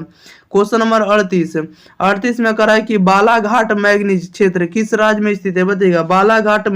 बालाघाट मैग्नीज क्षेत्र किस राज्य में अवस्थित है, तो मध्य प्रदेश में। राइट आंसर ये हो जाएगा। 39 में करा निम्नांकित में कौन सा एक लव अयस्क नहीं है, तो लव अयस्क कौन नहीं, राइट आंसर बताइएगा। तो लव अयस्क नहीं, इंथ्रासाइट एक प्रकार का कोयला का रूप होता है, लव अयस्क नहीं है। ओके, राइट आंसर इसका क्या हो जाएगा, ए हो जाएगा। नेक्स्ट क्वेश्चन लेते हैं, क्वेश्चन नंबर देखिएगा 40। करा निम्नलिखित में से कौन एक ऊर्जा का गैर परंपरागत ऊर्जा स्रोत है। ऊर्जा का गैर परंपरागत स्रोत कौन होगा, तो सौर ऊर्जा होगा। राइट आंसर इसका डी होगा। 41 में करा निम्नलिखित में कौन सा राज्य ननौरा नाभिकीय ऊर्जा संयंत्र से संबंधित है। ननौरा नाभिकीय ऊर्जा संयंत्र से संबंधित आपको Uttar Pradesh. Right answer B होगा। नेक्स्ट क्वेश्चन लेते हैं, क्वेश्चन नंबर देखिएगा 42 नंबर की ओर। चलिए 42 नंबर में देखिए क्या कर रहा है, थोड़ा इसको देखिएगा, ठीक है, ध्यान दीजिएगा। ओके, 42 नंबर में कह रहा है कि रत्नागिरी भारत के किस राज्य में स्थित खनिज क्षेत्र है। रत्नागिरी भारत के किस क्षेत्र में स्थित खनिज क्षेत्र है, तो महाराष्ट्र में। रत्नागिरी कहाँ है, तो महाराष्ट्र में। राइट आंसर डी होगा। 43 में कह रहा है निम्नलिखित में कौन सा राज्य गोंडवाना कोयला के लिए प्रसिद्ध है। गोंडवाना कोयला के लिए प्रसिद्ध है आपको झारखंड। राइट आंसर डी होगा। क्वेश्चन नंबर 44 नंबर में कह रहा है कि निम्नलिखित में कौन सा खनिज भूरा हीरा के नाम से जाना जाता है, तो भूरा हीरा के नाम से जाना जाता है लिग्नाइट। राइट आंसर डी हो जाएगा। 45 में कह रहा है कि नोवा मुंडी लौह अयस्क क्षेत्र स्थित है, बताइएगा। कह रहा है कि नोवा मुंडी लौह अयस्क क्षेत्र स्थित है, तो झारखंड में। राइट आंसर इसका बी होगा। नेक्स्ट क्वेश्चन नंबर देखिएगा 46 नंबर में। 46 नंबर में कह रहा है कि सलेम संबंधित है। सलेम जो संबंधित है, तो सलेम संबंधित होता है लौह इस्पात उत्पादन से। कह रहा है लोहा इस्पात उत्पादन से। राइट आंसर ये हो जाएगा। 47 में कह रहा है कि हुबली यानी सूती केंद्र किस राज्य में है, बताइएगा। हुबली जो है किस केंद्र में है, तो कर्नाटक में। राइट आंसर भी होगा।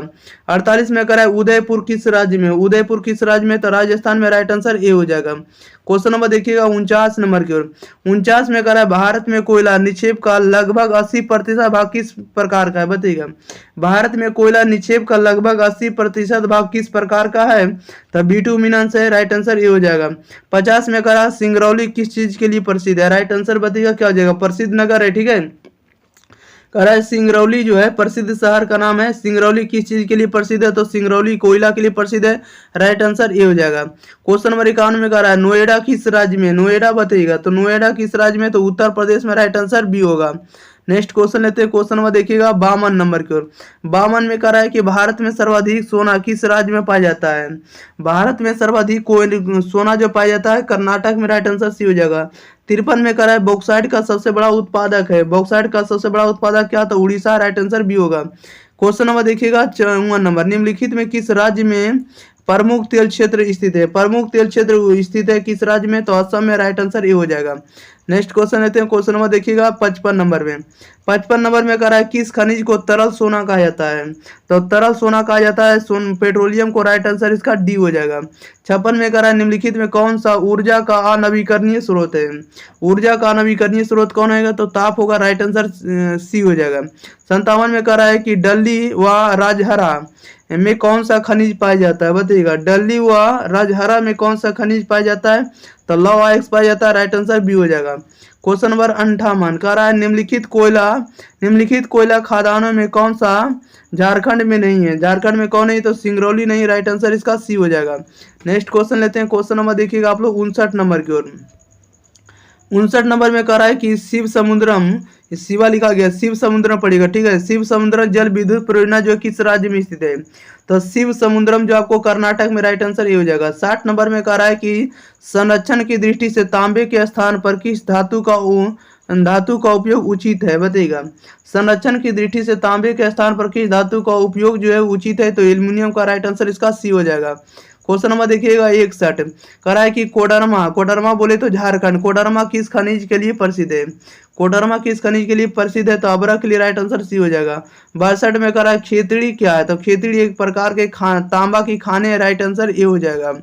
अगला क्वेश्चन नंबर 63 निम्नलिखित राज्यों में किसमें कैगा नाभिकीय ऊर्जा संयंत्र केंद्र अवस्थित है, बताइएगा। कैगा नाभिकीय ऊर्जा संयंत्र जो है किस राज्य में अवस्थित है, तो कर्नाटक में। राइट आंसर सी हो जाएगा।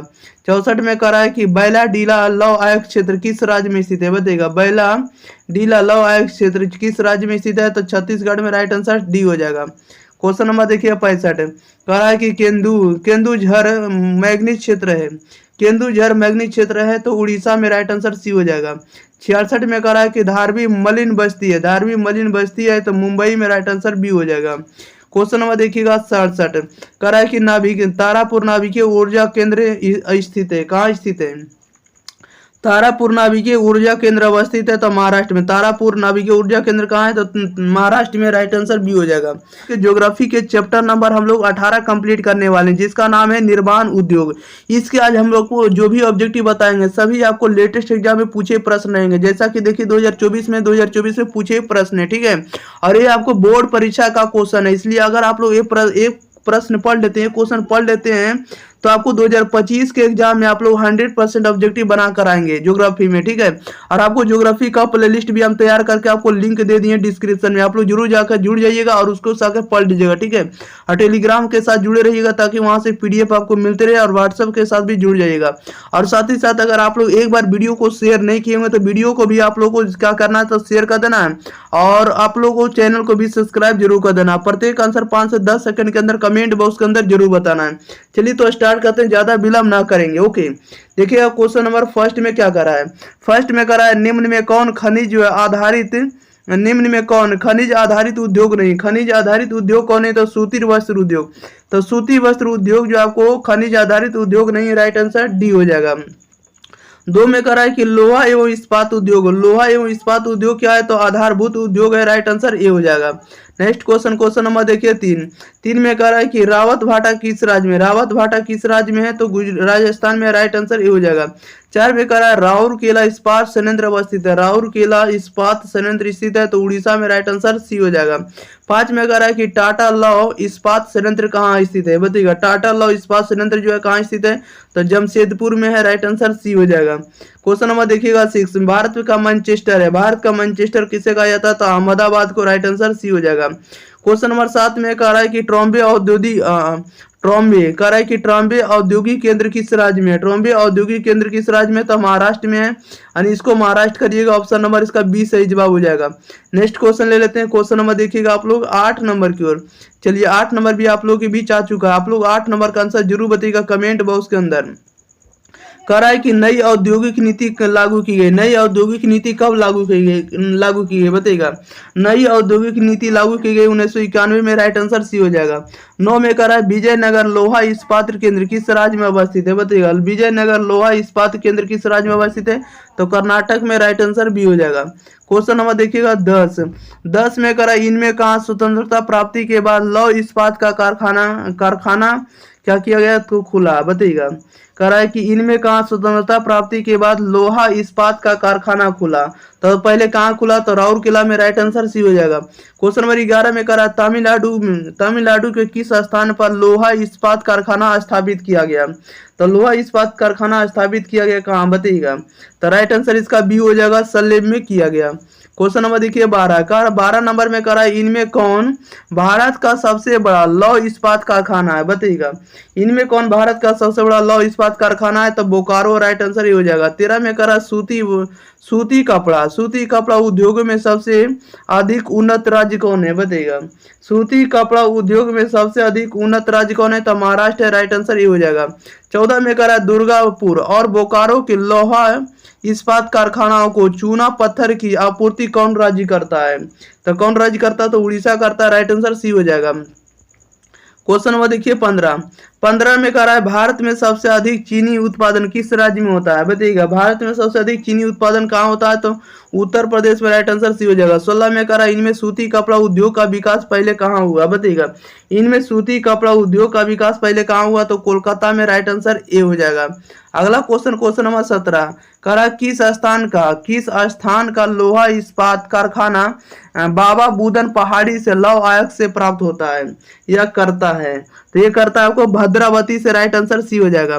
18 में कह रहा है किस राज्य में गन्ने का पेराई काल अपेक्षाकृत अधिक होगा? बताइएगा। यानी किस राज्य में गन्ना का जो पेराई होता है सबसे अधिक होता है? किस राज्य में होता है पेराई? तो आपको तमिलनाडु में, राइट आंसर डी हो जाएगा। क्वेश्चन नंबर 19 में कह रहा है कि किस नगर को दक्षिण भारत का मैनचेस्टर कहा जाता है। दक्षिण भारत का मैनचेस्टर किस नगर को कहा जाता है, तो कोयम्बटूर को राइट आंसर सी हो जाएगा। 20 में कह रहा है कि मोहाली सॉफ्टवेयर तकनीक पार्क कहाँ स्थित है, बताइएगा। मोहाली सॉफ्टवेयर तकनीकी पार्क कहाँ स्थित है, तो चंडीगढ़ में राइट आंसर ये हो जाएगा।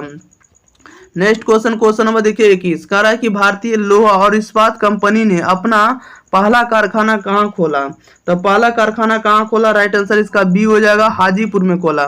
22 नंबर में कह रहा भारतीय लोहा और इस्पात कंपनी के सहचर्य से बंगाल स्टील कॉरपोरेशन की स्थापना कब की गई, तो ये की गई आपको 1937 में, राइट आंसर सी हो जाएगा।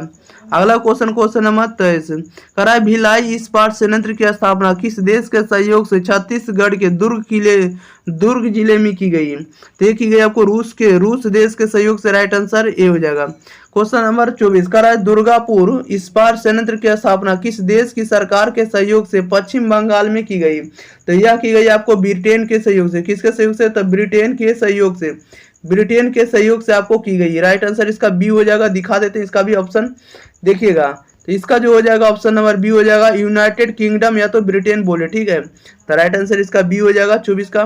25 में कह रहा है बोकारो इस्पात संयंत्र की स्थापना 1964 में किस देश के सहयोग से की गई, तो ये की गई आपको रूस के सहयोग से। रूस देश के सहयोग से बोकारो इस्पात संयंत्र की स्थापना 1964 में की गई। क्वेश्चन नंबर 26 में करा राउरकेला इस्पात संयंत्र जो है किस देश के सहयोग से स्थापित किया गया, तो यह किया गया आपको जर्मनी के सहयोग से, राइट आंसर बी हो जाएगा। क्वेश्चन नंबर 27 नंबर में कह रहा है कि अलापूजा औद्योगिक केंद्र किस राज्य में अवस्थित है, तो अलापूजा औद्योगिक केंद्र जो आपको केरल में, राइट आंसर डी हो जाएगा। 28 में कह रहा है निम्न नगरों में कौन गुजरात में अवस्थित नहीं है, तो गुजरात में अवस्थित कौन नहीं, तो नासिक नहीं, राइट आंसर बी हो जाएगा। क्वेश्चन नंबर 29 में करा भद्रावती का संबंध है, तो भद्रावती का जो संबंध है आपको लौह इस्पात से है, राइट आंसर ए हो जाएगा। नेक्स्ट क्वेश्चन नंबर देखिएगा 30 नंबर की ओर। 30 नंबर में कह रहा है कि पानीपत तेल शोधक कारखाना किस राज्य में अवस्थित है, तो यह अवस्थित आपको हरियाणा में, पानीपत, राइट आंसर ये हो जाएगा। 31 में कह रहा है निम्न में कौन चीनी का दूसरा सबसे बड़ा उत्पादक है, चीनी का सबसे बड़ा दूसरा उत्पादक देश कौन है, दूसरा सबसे बड़ा उत्पादक राज्य बताना है, तो आपको कौन हो जाएगा भारत का दूसरा उत्पादक राज्य, तो उत्तर प्रदेश होगा, राइट आंसर सी हो जाएगा। नेक्स्ट क्वेश्चन नंबर देखिएगा 32, कह रहा है कि बिस्कुट उद्योग किस प्रकार के उद्योग से संबंधित है, बताइएगा। बिस्कुट उद्योग जो किस प्रकार के उद्योग से संबंधित है, तो उपभोक्ता से संबंधित है, राइट आंसर इसका बी हो जाएगा। क्वेश्चन नंबर 33 में कह रहा है कि प्रथम जूट उद्योग की स्थापना कहाँ हुई, बताइएगा। प्रथम जूट उद्योग की स्थापना कहाँ हुई, तो रिसरा में, राइट आंसर इसका ए हो जाएगा। क्या हो जाएगा, रिसरा हो जाएगा, राइट आंसर ए हो जाएगा। क्वेश्चन नंबर देखिए 34 में कह रहा है कि सोलापुर किस उद्योग के लिए जाना जाता है, बताइएगा। सोलापुर जो है किस उद्योग के लिए जाना जाता है, तो सूती वस्त्र के लिए, राइट आंसर डी हो जाएगा। क्वेश्चन नंबर 35 में कह रहा है कि कौन सा औद्योगिक अवस्थापना का एक कारण नहीं है, बताइएगा। कौन सा औद्योगिक अवस्थापना का एक कारण नहीं है, तो जनसंख्या घनत्व नहीं, राइट आंसर इसका सी लगाएंगे। ओके, चलिए सी इसका सही जवाब हो जाएगा। 36 में कह रहा है इनमें कौन लौह इस्पात कारखाना समुद्र तट पर स्थित है, तो समुद्र तट पर स्थित कौन सा लौह इस्पात कारखाना है, तो विशाखापट्टनम है, राइट आंसर इसका बी हो जाएगा। क्वेश्चन नंबर 37 नंबर में कह रहा है मुंबई में सबसे पहला सूती वस्त्र कारखाना स्थापित किया गया था, क्योंकि हमें पता था, क्योंकि मुंबई एक पतन है और यह कपास उत्पादक क्षेत्र के निकट, और मुंबई एक वित्तीय केंद्र है, ये सभी है, राइट आंसर इसका डी हो जाएगा, उपरोक्त सभी। नेक्स्ट क्वेश्चन लेते हैं। क्वेश्चन नंबर देखिएगा आप लोग कितना नंबर, क्वेश्चन नंबर सीधे आप लोग देखिएगा 38 नंबर की ओर। 38 नंबर में कह रहा है हुगली औद्योगिक केंद्र है, हुगली औद्योगिक प्रदेश का केंद्र है, बताइएगा। हुगली औद्योगिक प्रदेश का केंद्र है, तो कोलकाता हावड़ा के बीच, राइट आंसर ये हो जाएगा। 39 में कह रहा है कि मणिपाल सॉफ्टवेयर तकनीकी पार्क कहाँ है, बताइएगा। मणिपाल सॉफ्टवेयर तकनीकी पार्क कहाँ स्थित है, तो राइट आंसर इसका बी हो जाएगा, कर्नाटक में स्थित है। क्वेश्चन नंबर 40 में करा लोहा तथा इस्पात कारखाना सर्वप्रथम कहाँ लगाया गया, बताइएगा। लोहा तथा इस्पात कारखाना सर्वप्रथम कहाँ लगाया गया, तो राइट आंसर इसका बी हो जाएगा, पश्चिम बंगाल में लगाया गया। नेक्स्ट क्वेश्चन नंबर 41 कह रहा है कि भारत के किस शहर में हीरा तराशने का कार्य प्रमुख उद्योग है? बताइएगा भारत में किस शहर में हीरा तराशने का कार्य प्रमुख उद्योग है? तो राइट आंसर इसका ये हो जाएगा सूरत। सूरत जो होगा, सॉरी सूरत जो होगा आपको भारत में हीरा तराशने का प्रमुख कार्य यहाँ पर होता है, ये प्रमुख उद्योग है सूरत में। राइट आंसर ए हो जाएगा। नेक्स्ट क्वेश्चन लेते हैं। क्वेश्चन नंबर देखिए 42 नंबर को। चलिए 42 नंबर में देखिए क्या कर रहा है 1875 में कच्चा लोहा बनाने का कारखाना कहाँ खोला गया? बताइएगा 1875 में कच्चा लोहा बनाने का कारखाना कहाँ खोला गया? तो कुल्टी में खोला गया। राइट आंसर ए हो जाएगा। 34 में करा सूती वस्त्र की राजधानी कहाँ? सूती वस्त्र की राजधानी कहाँ है? तो मुंबई है। राइट आंसर सी हो जाएगा। अगला क्वेश्चन, क्वेश्चन नंबर 44 में करा निम्नलिखित में से कौन जो है भारत का परंपरागत ऊर्जा स्रोत है? भारत का परंपरागत ऊर्जा स्रोत कौन है? तो सूती वस्त्र उद्योग। राइट आंसर ये हो जाएगा। 45 में करा कि Tata iron and steel company कहाँ पर स्थित है? बताइएगा Tata iron and steel company कहाँ पर स्थित है? राइट आंसर इसका सी हो जाएगा, जमशेदपुर में स्थित है। नेक्स्ट क्वेश्चन लेते हैं। क्वेश्चन नंबर देखिएगा 46 नंबर में। 46 नंबर में कह रहा है बोकारो इस्पात केंद्र है। बोकारो इस्पात केंद्र क्या है? तो सार्वजनिक क्षेत्र है। राइट आंसर इसका सी हो जाएगा। 47 में कह रहा है निम्नलिखित में कौन औद्योगिक नगर है? तो बताइएगा औद्योगिक नगर कौन हो जाएगा? तो जमशेदपुर हो जाएगा। राइट आंसर ये हो जाएगा। क्वेश्चन नंबर देखिए 48 में कह रहा है कि सलेम इस्पात उद्योग है। सलेम इस्पात उद्योग है, तो सलेम इस्पात उद्योग कहाँ है? तो तमिलनाडु में। राइट आंसर ये हो जाएगा। ज्योग्राफी के चैप्टर नंबर 19 जिसका नाम है भारत के संदर्भ में नियोजन और सतत पोषणीय विकास, इसका आज हम लोग टॉप ऑब्जेक्टिव करने वाले हैं।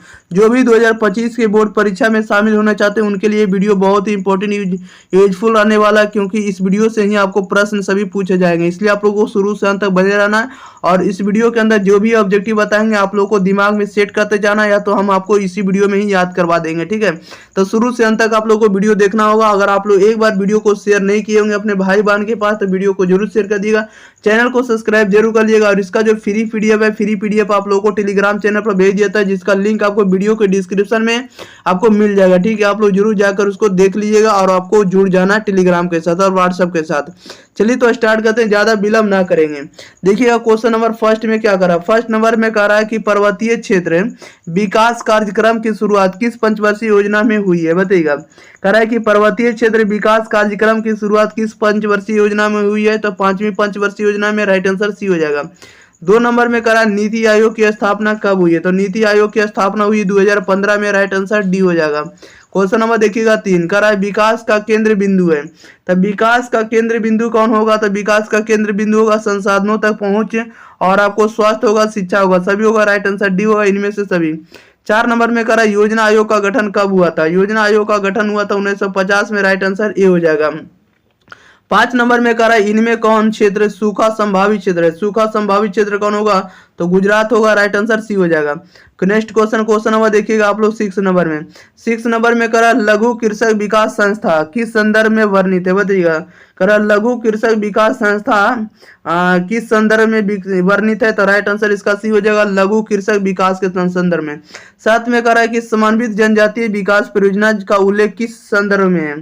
तो राइट आंसर इसका बी हो जाएगा, जनजातीय विकास के संदर्भ में। ओके, नेक्स्ट क्वेश्चन लेते हैं। क्वेश्चन नंबर देखिएगा 8 कह रहा है कि इंदिरा गांधी नहर में किस नदी से पानी प्रवाहित होता है? बताइएगा इंदिरा गांधी नहर में किस नदी से पानी प्रवाहित होता है? तो ब्यास नदी से। राइट आंसर डी हो जाएगा। 9 में कह रहा है इंदिरा गांधी नहर की परिकल्पना 1948 में किस व्यक्ति ने किया था या किस व्यक्ति ने की थी? तो ये किया था आपको कंवर सेन ने। राइट आंसर इसका सी हो जाएगा, कंवर सेन ने। 10 नंबर में कह रहा है इंदिरा गांधी नहर का निर्माण कार्य किस वर्ष शुरू हुआ था?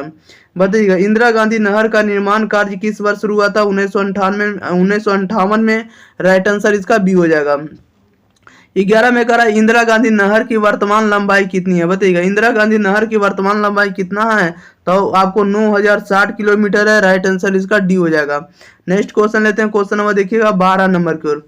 चलिए 12 नंबर में आप लोग ध्यान दीजिएगा। 12 नंबर में जैसा कि आप लोग देख रहे हैं 12 नंबर, ठीक है, थोड़ा वेट कीजिएगा, ठीक है, थोड़ा छोटा कर लेते हैं। देखिएगा 12 नंबर में कह रहा है इंदिरा गांधी नहर को पहले किस नाम से जाना जाता था? बताइएगा इंदिरा गांधी नहर को जो है पहले किस नाम से जाना जाता था? तो इसे जाना जाता था राजस्थान नहर से। राइट आंसर बी हो जाएगा। क्वेश्चन नंबर देखिए 13 में कह रहा है योजना आयोग ने कब देश में 67 जिलों की पहचान सूखा संभावित जिलों के रूप में किया है। तो ये किया आपको 1967 में, राइट आंसर इसका सी हो जाएगा। अगला क्वेश्चन, क्वेश्चन नंबर 14 कह रहा है कि भारत में पंचवर्षीय योजना कब प्रारंभ की गई। तो भारत में पंचवर्षीय योजना प्रारंभ की गई 1951 में, राइट आंसर ये हो जाएगा। 15 में कह रहा है भरमौर जनजाति क्षेत्र विकास की प्रक्रिया किस दशक में शुरू हुई है, बताइएगा। भरमौर जनजातीय क्षेत्र में विकास की प्रक्रिया किस दशक में शुरू हुई है। तो 1970 के दशक से, राइट आंसर इसका सी हो जाएगा आंसर। अगला क्वेश्चन, क्वेश्चन नंबर 16 कह रहा है कि 11वीं पंचवर्षीय योजना की अवधि क्या है। तो 11वीं पंचवर्षीय योजना की अवधि है 2007 से लेकर 2012। 17 में कह रहा है किस पंचवर्षीय योजना की अवधि 2007 से 2012 है। तो 2007 से लेकर 2012 आपको 11वीं पंचवर्षीय योजना, राइट आंसर सी हो जाएगा। क्वेश्चन नंबर देखिएगा 8 कह रहा है कि ITDP निम्नलिखित में से किस संदर्भ में वर्णित करता है। तो ये करता है आपको समन्वित जनजातीय विकास कार्यक्रम के संदर्भ में, राइट आंसर इसका सी हो जाएगा। समन्वित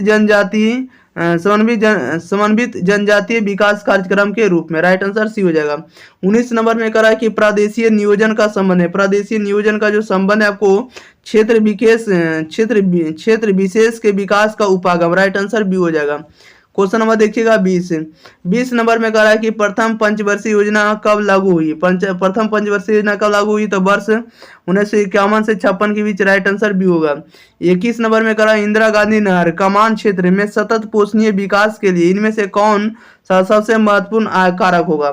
तो सबसे महत्वपूर्ण कारक होगा पारी तंत्र का विकास, राइट आंसर इसका बी होगा। अगला क्वेश्चन, क्वेश्चन नंबर 22 नंबर में कह रहा है कि कौन सी पंचवर्षीय योजना स्पष्ट रूप से विकास विचारधारा पर बल देती है। तो ये देती चौथी पंचवर्षीय योजना, राइट आंसर भी हो जाएगा। 23 में कह रहा है टाटा और बिरला ने मुंबई योजना कब बनाई, बताइएगा। टाटा और बिरला ने मुंबई योजना कब बनाई। तो 1944 में, राइट आंसर ये हो जाएगा। क्वेश्चन नंबर देखिए 24 में कह रहा है कि एम विश्वेश्वरैया ने 10 वर्षों की योजना कब प्रकाशित की, बताइएगा। कह रहा है एम विश्वेश्वरैया ने 10 वर्षों की योजना कब प्रकाशित की। तो 1934 में, राइट आंसर इसका सी हो जाएगा। क्वेश्चन नंबर 25 में कह रहा है कि क्रियाओं को विकसित करने की प्रक्रिया को क्या कहते हैं, बताइएगा। क्रियाओं को विकसित करने की प्रक्रिया को क्या कहते हैं। तो नियोजन कहते हैं, राइट आंसर ये हो जाएगा। 26 में कह रहा है कि गहन कृषि विकास कार्यक्रम किस पंचवर्षीय योजना में शुरू किया गया। तो ये शुरू किया गया आपको चौथी पंचवर्षीय योजना में, राइट आंसर इसका बी हो जाएगा। क्वेश्चन नंबर 27 नंबर में कह रहा है कि सतत विकास की आवश्यकता का उद्देश्य किस योजना में रखा गया। तो ये रखा गया आपको 9वीं पंचवर्षीय योजना में, राइट आंसर ए हो जाएगा। नेक्स्ट क्वेश्चन लेते हैं। क्वेश्चन नंबर देखिएगा आप लोग 28 नंबर की ओर। चलिए 28 नंबर भी आप लोगों के बीच है। 28 नंबर में कह रहा है कि सामूहिक विकास कार्यक्रम किस पंचवर्षीय योजना में शुरू किया गया, बताइएगा। सामूहिक विकास कार्यक्रम किस पंचवर्षीय योजना में शुरू किया गया। तो राइट आंसर ये हो जाएगा प्रथम पंचवर्षीय योजना में। 29 में कह रहा है रोजगारों की संख्या 2000 में कितनी हो गई, बताइएगा। कह रहा है कि रोजगारों की संख्या जो है वर्ष 2000 में कितनी हो गई। तो 37.9 करोड़ हो गई, राइट आंसर इसका डी हो जाएगा। 30 नंबर में कह रहा है सरदार सरोवर परियोजना किस नदी पर स्थित है, बताइएगा। सरदार सरोवर परियोजना जो है किस नदी पर है। तो नर्मदा नदी पर, राइट आंसर इसका ए हो जाएगा। भूगोल के चैप्टर नंबर 20 जिसका नाम है परिवहन तथा संचार। परिवहन तथा संचार के हम लोग टॉप इंपॉर्टेंट ऑब्जेक्टिव इस वीडियो में कंप्लीट करने वाले। जो भी 2025 या 2025 के आगे एग्जाम देना चाहते हैं उनके लिए ये वीडियो आपको यूजफुल रहने वाला है, ठीक है। और आपको सभी आपको लेटेस्ट क्वेश्चन कराने वाली 2024 और 2023 के प्रश्न कराने वाले, ठीक है। इसलिए आप लोगों को शुरू से अंत तक इस वीडियो को देखना होगा ताकि आपको इससे बाहर आपको ऑब्जेक्टिव नहीं जा सके, ठीक है। और इससे बाहर ऑब्जेक्टिव जाएगा भी नहीं क्योंकि हम आपको इस वीडियो के अंदर सभी ऑब्जेक्टिव कवर कर दिए, ठीक है। चलिए तो स्टार्ट करते हैं। तब तक के लिए आप लोग एक बार वीडियो को अगर दोस्तों के पास शेयर नहीं किए होंगे तो वीडियो को शेयर कर दिएगा। चैनल को सब्सक्राइब नहीं किए होंगे तो चैनल को भी सब्सक्राइब कर दिएगा। और साथ ही साथ आप लोग को 5 से 10 सेकंड के अंदर आप लोग को आंसर कमेंट बॉक्स के अंदर देना, ठीक है। अगर आपको फ्री पीडीएफ लेना है तो टेलीग्राम का से जुड़ना होगा, टेलीग्राम और व्हाट्सएप के साथ, जिसके लिए लिंक हम आपको वीडियो के डिस्क्रिप्शन में दे दिए, वहां से आप लोग जल्दी से जल्दी जुड़ जाइए। चलिए तो स्टार्ट करते हैं, ज्यादा विलंब ना करेंगे। क्वेश्चन नंबर 1 में देखिए क्या कर रहा है भारत का सबसे लंबा राष्ट्रीय राजमार्ग कौन है, बताइएगा। भारत का सबसे लंबा राष्ट्रीय जल मार्ग कौन है। तो भारत का सबसे लंबा राष्ट्रीय जल मार्ग जो आपको राष्ट्रीय राजमार्ग संख्या 1 है। ऑप्शन नंबर इसका ए सही जवाब हो जाएगा। क्वेश्चन नंबर 2 में कह रहा है कि राष्ट्रीय जलमार्ग संख्या 1 का विस्तार है, बताइए। राष्ट्रीय जलमार्ग संख्या 1 का विस्तार कहां से कहां तक है। तो इलाहाबाद से लेकर हल्दिया तक है, right answer option number A हो जाएगा। नेक्स्ट क्वेश्चन लेते हैं। क्वेश्चन नंबर देखिएगा 3 नंबर की ओर। चलिए 3 नंबर में आप लोग देखिएगा, 3 नंबर में देखिए क्या कर रहा है। 3 नंबर में कह रहा है कि हजीरा हजीरा विजयपुर और जगदीशपुर पाइपलाइन का हजीरा अवस्थित है। कहाँ अवस्थित है? तो ये अवस्थित आपको उत्तर प्रदेश में, राइट आंसर इसका बी हो जाएगा।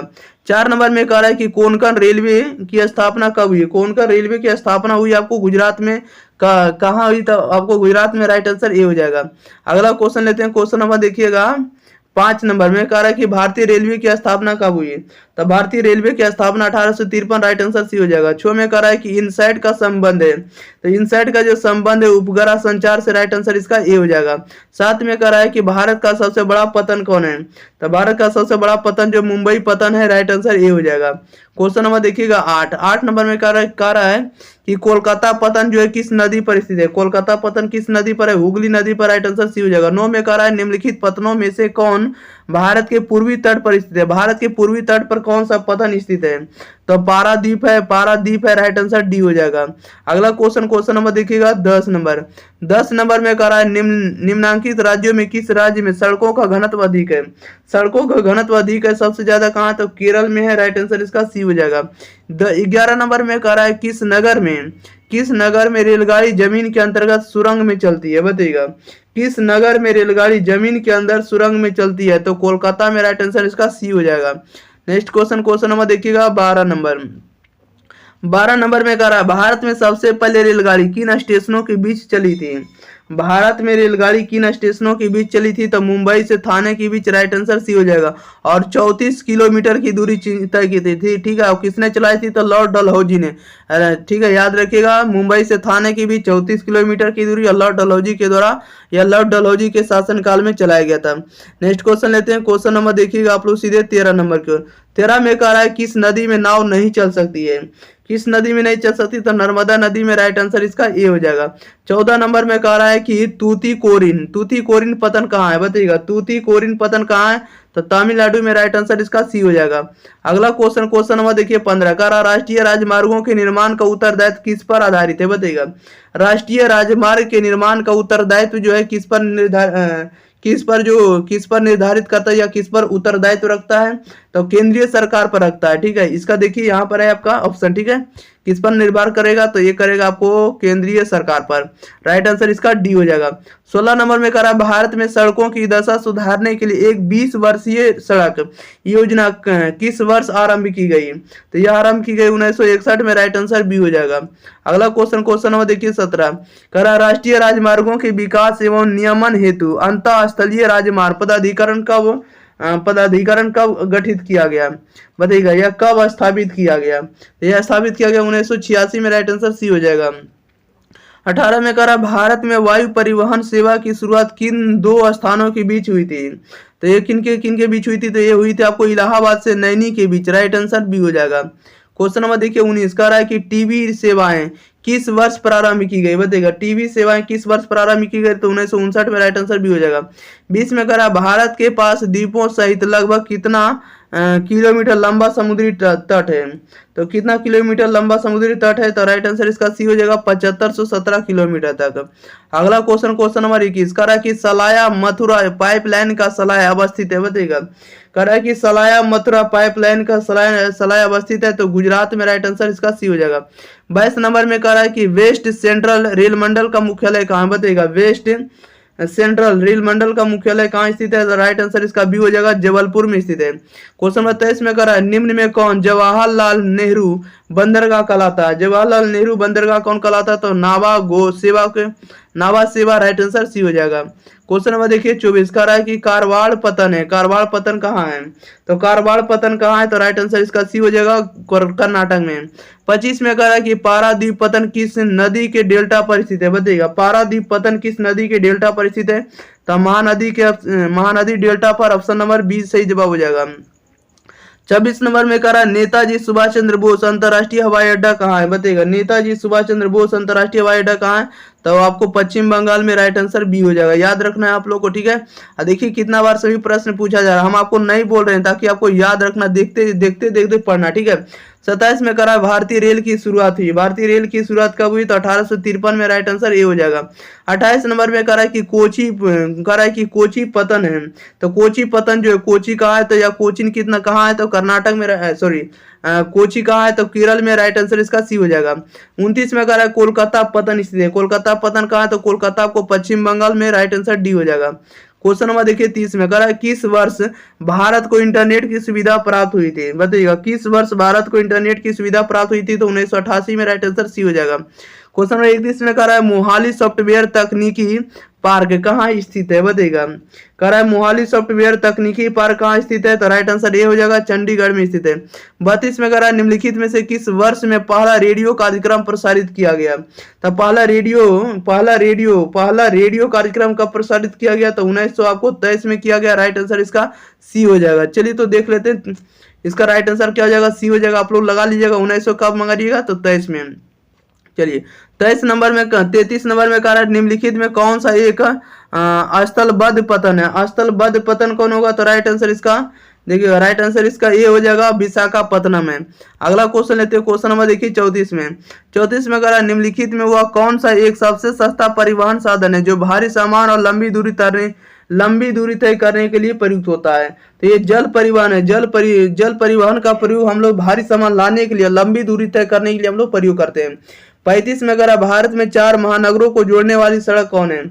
तो 4 महानगरों को जोड़ने वाली आपको कौन होगा? तो स्वर्णिम चतुर्भुज मार्ग होगा। राइट आंसर इसका डी हो जाएगा। क्वेश्चन नंबर नेक्स्ट देखते हैं, क्वेश्चन नंबर देखिए 36 नंबर में। 36 नंबर में कह रहा है निम्नलिखित में कौन सा शहर ग्रांड ट्रंक सड़क पर स्थित नहीं है? तो ग्रैंड ट्रैक सड़क पर स्थित नहीं है, तो लखनऊ, राइट आंसर डी हो जाएगा। 37 में कह रहा है नागपुर योजना किस परिवहन से संबंधित है? तो नागपुर योजना आपको किससे संबंधित है? तो सड़क से, राइट आंसर बी हो जाएगा। 38 में कह रहा है मध्य पूर्व रेलवे का मुख्यालय कहाँ? मध्य पूर्व रेलवे का मुख्यालय आपको हाजीपुर में, राइट आंसर डी हो जाएगा। क्वेश्चन नंबर देखिए 39 में कह रहा भारतीय रेल प्रणाली को कितने मंडलों में विभाजित किया गया? तो ये विभाजित किया गया 16 मंडलों में, राइट आंसर सी हो जाएगा। 40 में कह रहा राष्ट्रीय राजमार्ग नंबर 4 किसे जो मिलाता है? बताइएगा। कह रहा है कि राष्ट्रीय राजमार्ग नंबर 4 किसे मिलाता है? तो ये जोड़ता है आपको चेन्नई को मुंबई से। राइट आंसर इसका ए हो जाएगा। नेक्स्ट क्वेश्चन नंबर देखिएगा 41 में कह रहा है कि उत्तर दक्षिण गलियारा जोड़ता है। उत्तर दक्षिण गलियारा जो है श्रीनगर से कन्याकुमारी को जोड़ता है। राइट आंसर सी हो जाएगा। 42 में कह रहा है विदेशियों को वायु सेवा भेजने वाली संस्था का नाम क्या है? बताइएगा। विदेशियों को वायु सेवा भेजने वाली संस्था का नाम क्या है? तो एयर इंडिया इंटरनेशनल है। राइट आंसर सी हो जाएगा। क्वेश्चन नंबर 43 में कह रहा है कि भारतीय राष्ट्रीय महामार्ग पदाधिकरण का प्रचलन कब हुआ? बताइएगा। कह रहा है कि भारतीय राष्ट्रीय महामार्ग पदाधिकरण का प्रचलन कब हुआ? तो 1995 में। राइट आंसर इसका सी हो जाएगा। क्वेश्चन नंबर देखिए 44 नंबर में कह रहा है कि संदेशों का आदान प्रदान करना क्या कहलाता है? तो संदेशों का आदान प्रदान करना आपको संचार कहलाएगा। राइट आंसर डी हो जाएगा।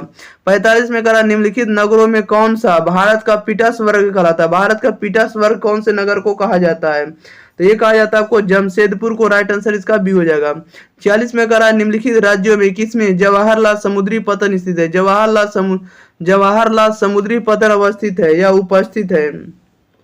ये जवाहरलाल पतन जो आपको मुंबई में। राइट आंसर बी हो जाएगा। क्वेश्चन नंबर 47 में कह रहा है निम्नलिखित में कौन सा भारत का सबसे लंबा राष्ट्रीय राजमार्ग है? भारत का सबसे लंबा राष्ट्रीय राजमार्ग कौन है? तो NH44 है। क्या है? तो NH44 है। NH44 का मतलब नेशनल हाईवे 44 है। ओके, इसका राइट आंसर बी लगाइएगा। 48 नंबर में कह रहा है कि भारत में वायु परिवहन सेवा की शुरुआत हुई थी। कब हुई थी? भारत में वायु परिवहन सेवा की शुरुआत हुई थी 1911 में। राइट आंसर बी हो जाएगा। क्वेश्चन नंबर देखिएगा आप लोग 49 नंबर में कह रहा है कि पूर्व पश्चिम गलियारा जोड़ता है। पूर्व पश्चिम गलियारा किसको जोड़ता है? तो सिलचर को पोरबंदर से जोड़ता है। ठीक है, सिलचर को पोरबंदर से जोड़ता है आपको पूर्व पश्चिम गलियारा। राइट आंसर इसका डी हो जाएगा। ज्योग्राफी के चैप्टर नंबर 21 जिसका नाम है अंतरराष्ट्रीय व्यापार। क्या है? अंतरराष्ट्रीय व्यापार। इसका आज हम लोग जो भी ऑब्जेक्टिव करेंगे 2025 के बोर्ड परीक्षा में आपको लड़ने वाला ऑब्जेक्टिव रहेगा, ठीक है, फालतू का ऑब्जेक्टिव नहीं रहेगा। इसलिए आप लोग वीडियो को शुरू से अंत तक देखिएगा। और साथ ही साथ अगर एक बार वीडियो को शेयर नहीं किए तो वीडियो को शेयर कर दिएगा, चैनल को सब्सक्राइब नहीं किएगा तो चैनल को भी सब्सक्राइब जरूर कर दिएगा, ठीक है। और इसका पीडीएफ आपको टेलीग्राम पर फ्री में आपको भेज दिया जाता है ताकि वहां से आप लोग डाउनलोड कर सकते हैं फ्री में, ठीक है।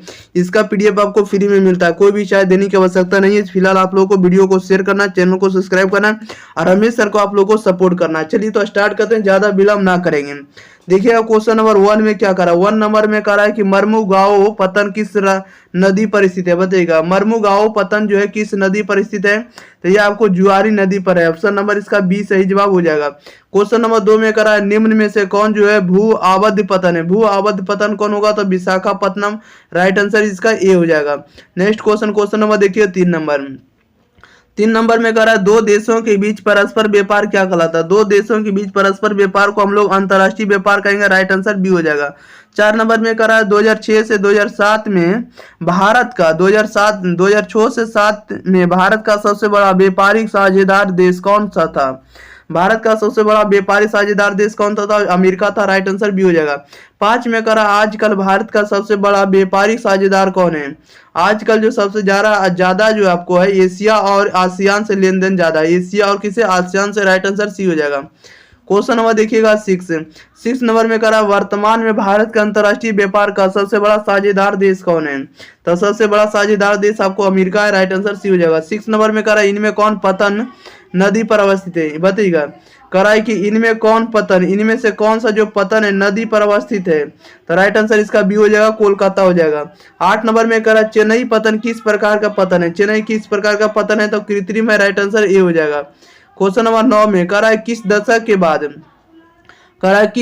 के बाद हरित क्रांति में सफलता मिलने पर खाद्यान्नों का आयात रोक दिया गया, बताइएगा। कह रहा है किस दशक के बाद हरित क्रांति में सफलता मिलने पर खाद्यान्नों का आयात रोक दिया गया, तो 1970 के बाद। राइट आंसर इसका बी हो जाएगा। 10 में कह रहा देश का सबसे बड़ा तथा प्राकृतिक पतन कौन है, तो प्राकृतिक का सबसे बड़ा पतन आपको मुंबई पतन है। राइट आंसर सी हो जाएगा। नेक्स्ट क्वेश्चन नंबर 11 कह रहा है कि न्यू मंगलौर पतन किस राज्य में अवस्थित है। न्यू मंगलौर पतन किस राज्य में, तो कर्नाटक में। राइट आंसर इसका सी हो जाएगा। 12 में कह रहा है कि मर्मुगाओ पतन किस राज्य में स्थित है। मर्मुगाओ पतन किस राज्य में, तो गोवा में। राइट आंसर इसका सी हो जाएगा। नेक्स्ट क्वेश्चन नंबर देखिएगा आप लोग 13 नंबर कह रहा है वर्तमान में देश में कितने अंतर्राष्ट्रीय हवाई अड्डे कार्य कर रहे हैं। वर्तमान में देश में कितने अंतर्राष्ट्रीय हवाई अड्डे कार्य कर रहे हैं, तो 25। राइट आंसर डी हो जाएगा। 14 में कह रहा है वर्ष 2010 से 2011 में कितने निम्नलिखित में भारत में कौन सबसे बड़ा व्यापारिक भागीदार है, बताइएगा। कह रहा है कि वर्ष 2010 से 11 में निम्नलिखित में से भारत का सबसे बड़ा व्यापारिक भागीदार कौन था, तो संयुक्त राज्य अमेरिका था। राइट आंसर इसका बी हो जाएगा। क्वेश्चन नंबर 15 में कह रहा है निम्नलिखित में से कौन सा पतन जो है पूर्वी तट पर स्थित है, तो पूर्वी तट पर कौन सा स्थित है, तो चेन्नई है। राइट आंसर इसका डी हो जाएगा। नेक्स्ट क्वेश्चन नंबर 16 कह रहा है पारादीप बंदरगाह किस राज्य में है। पारादीप बंदरगाह किस राज्य में, तो उड़ीसा में। राइट आंसर बी हो जाएगा। 17 में कह रहा है निम्न में से कौन सा एक स्थलबद्ध पोताश्रय है। स्थलबद्ध पोताश्रय कौन है, तो विशाखापत्तनम है। राइट आंसर ए हो जाएगा। क्वेश्चन नंबर 18 में कह भारत का अधिकांश विदेशी व्यापार वहन होता है, बताइए। भारत का अधिकांश विदेशी वाहन व्यापार होता है, तो समुद्र द्वारा होता है। राइट आंसर डी हो जाएगा। नेक्स्ट क्वेश्चन लेते हैं। क्वेश्चन नंबर देखिएगा आप लोग सीधे 19 नंबर की। चलिए 19 नंबर का आंसर आप लोग जरूर बताइएगा कमेंट बॉक्स के अंदर। 19 नंबर में कह रहा है कि वर्ष 2003 से 4 में निम्नलिखित में से कौन सा भारत का सबसे बड़ा व्यापारिक भागीदार था, तो सबसे बड़ा भागीदार तो जो था आपको भारत का 2003 से 4 के बीच संयुक्त राज्य अमेरिका था। राइट आंसर इसका बी हो जाएगा। 20 में कह रहा भारत में कुल कितने प्रमुख पतन है। भारत में कुल कितने प्रमुख पतन है, तो 12 है। राइट आंसर बी हो जाएगा। क्वेश्चन नंबर देखिएगा आप लोग 21 में निम्नलिखित भारत के निम्नलिखित बंदरगाहों में से कौन सा मालाबार तट पर अवस्थित है। मालाबार तट पर कौन सा पतन स्थित है, तो कोची है। राइट आंसर डी हो जाएगा। अगला क्वेश्चन लेते हैं। क्वेश्चन नंबर देखिए 22 नंबर में कह रहा भारत में निर्यात की जाने वाली वस्तुओं की संख्या कितनी है, बताइएगा। भारत में निर्यात की जाने वाली वस्तुओं की संख्या कितनी है, तो राइट आंसर इसका बी हो जाएगा, 7500 है। 23 में कह रहा है कि किस वस्तु का निर्यात उदारीकरण के बाद बढ़ा है। किस वस्तु का निर्यात उदारीकरण के बाद बढ़ा है? तो इंजीनियरिंग का राइट आंसर सी हो जाएगा। 34 में कह रहा है कि तूती कोरिन पतन स्थित है। तूती कोरिन पतन स्थित है आपको तमिलनाडु में, राइट आंसर सी हो जाएगा। भूगोल के चैप्टर नंबर 22 लास्ट चैप्टर है जिसका नाम है भौगोलिक परिप्रेक्ष्य में चयनित कुछ मुद्दे एवं समस्याएं। इसके जो भी ऑब्जेक्टिव बन सकते हैं वीवीआई सभी ऑब्जेक्टिव इस वीडियो में हम आपको कंप्लीट करने वाले हैं। देखिए जैसा कि आप लोग देख रहे हैं 2024 में पूछे हुए प्रश्न है, ठीक है, और आपको ये 2025 के बोर्ड परीक्षा में यहाँ से सीधे लड़ने वाला है, तो आप लोग शुरू से अंत तक बने रहिएगा और आपको एक भी सिंगल क्वेश्चन आपको इससे बाहर जाने नहीं देंगे, ठीक है।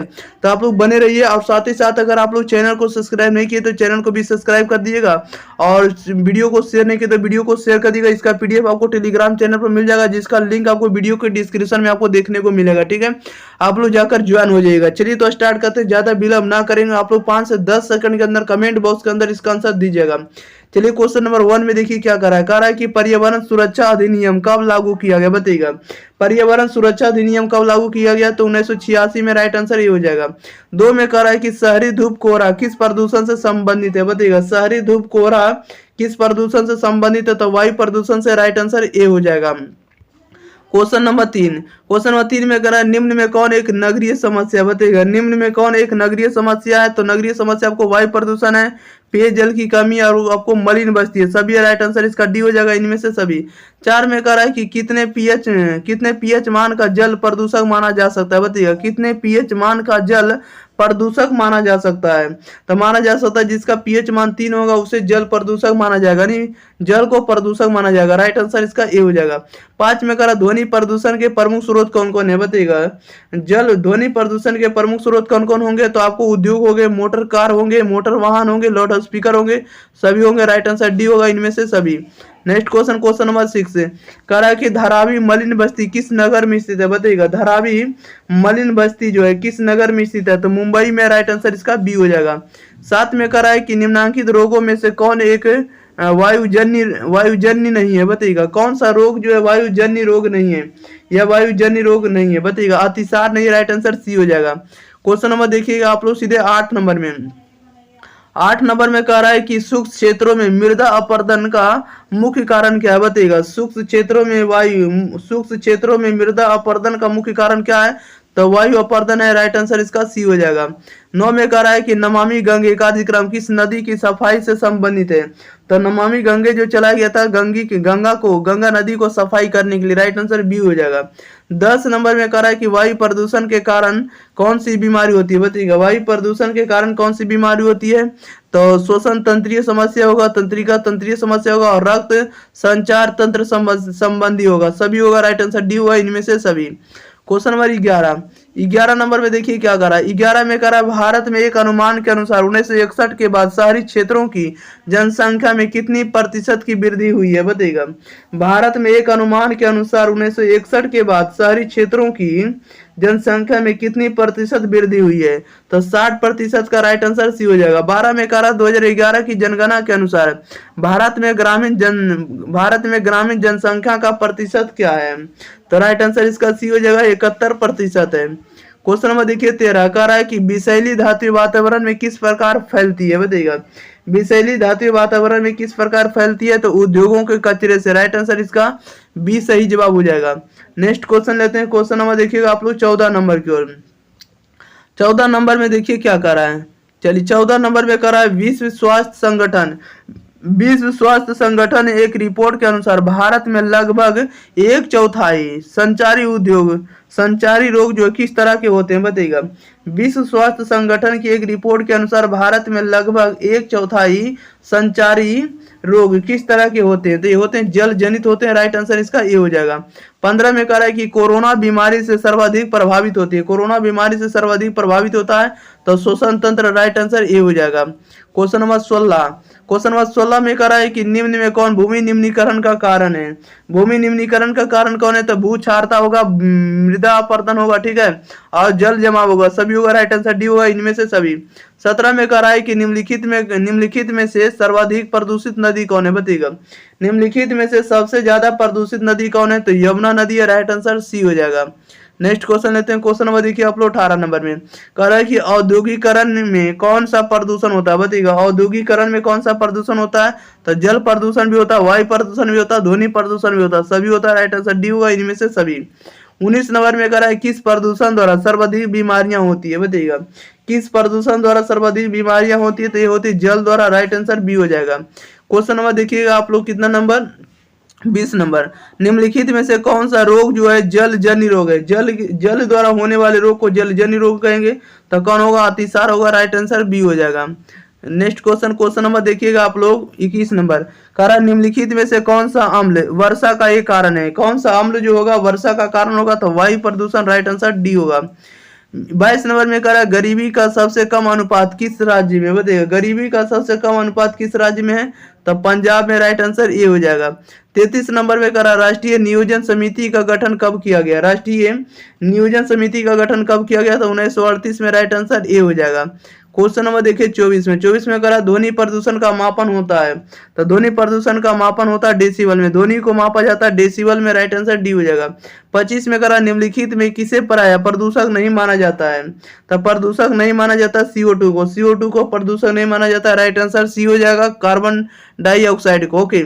26 में कह रहा है कि पर्यावरणीय ह्रास होता है, पर्यावरणीय ह्रास किससे होता है, तो पर्यावरणीय ह्रास जो होता है आपको प्राकृतिक प्रकोप से होता है, प्राकृतिक आपदा से होता है, पर्यावरण आघात से होता है, सभी से होता है। राइट आंसर डी होगा इनमें से सभी से। क्वेश्चन नंबर देखिएगा आप लोग सीधे 27 का औद्योगिकरण से कौन से प्रदूषण होता है, बताइएगा। औद्योगिकरण से कौन सा प्रदूषण होता है, तो जल प्रदूषण होता है, वायु प्रदूषण होता है, ध्वनि प्रदूषण होता है, सभी प्रदूषण होगा। राइट आंसर डी होगा इनमें से सभी होगा। 28 में कह रहा है जन्य कह रहा है कि जल जन्य रोग है, जल जन्य रोग है, तो जल द्वारा होने वाले रोग को जल जन्य रोग कहेंगे। राइट आंसर सी हो जाएगा, अतिसार होगा। चलिए तो आज की जो भी आपको ज्योग्राफी का ऑब्जेक्टिव था सभी ऑब्जेक्टिव कंप्लीट हो गया। तो अगर आप लोगों को परीक्षा की संपूर्ण तैयारी करना है तो आप लोगों को अपना परिवार है, ठीक है, अपना परिवार एग्जाम प्री के साथ आप लोगों को अवश्य जुड़ना, अवश्य इसके साथ पढ़ाई करना है, ठीक है। और ज्यादा से ज्यादा कंटेंट आपको एग्जाम प्री चैनल पर आपको देखने को मिलने वाला, ठीक है, क्योंकि आपको 2000 प्लस वीडियो आप लोगों को इस पर डाल दिया गया सभी विषयों का। और ऐसा नहीं कि एक विषय का, सभी विषयों का आपको ऑब्जेक्टिव, साइंस हो आर्ट्स हो, ठीक है, क्लास 12 हो या तो क्लास 10 हो, दोनों का आपको ऑब्जेक्टिव और सब्जेक्टिव दोनों आपको डाल देंगे, ठीक है। फिलहाल आपको जो ऑब्जेक्टिव है सबसे पहले आपको ऑब्जेक्टिव मिल गया है, ऑब्जेक्टिव सभी तरह का वीडियो अवेलेबल है, सब्जेक्टिव भी धीरे धीरे हम आपको अपलोड कर रहे हैं। ओके, चलिए तो मिलते हैं हम लोग अगले वीडियो के साथ। तब तक के लिए आप लोग रमेश सर को सपोर्ट करेंगे, एग्जाम प्री को सपोर्ट करेंगे, आप लोग चैनल को सब्सक्राइब करें और वीडियो को ज्यादा से ज्यादा शेयर करें। Okay, thank you for watching this video, धन्यवाद।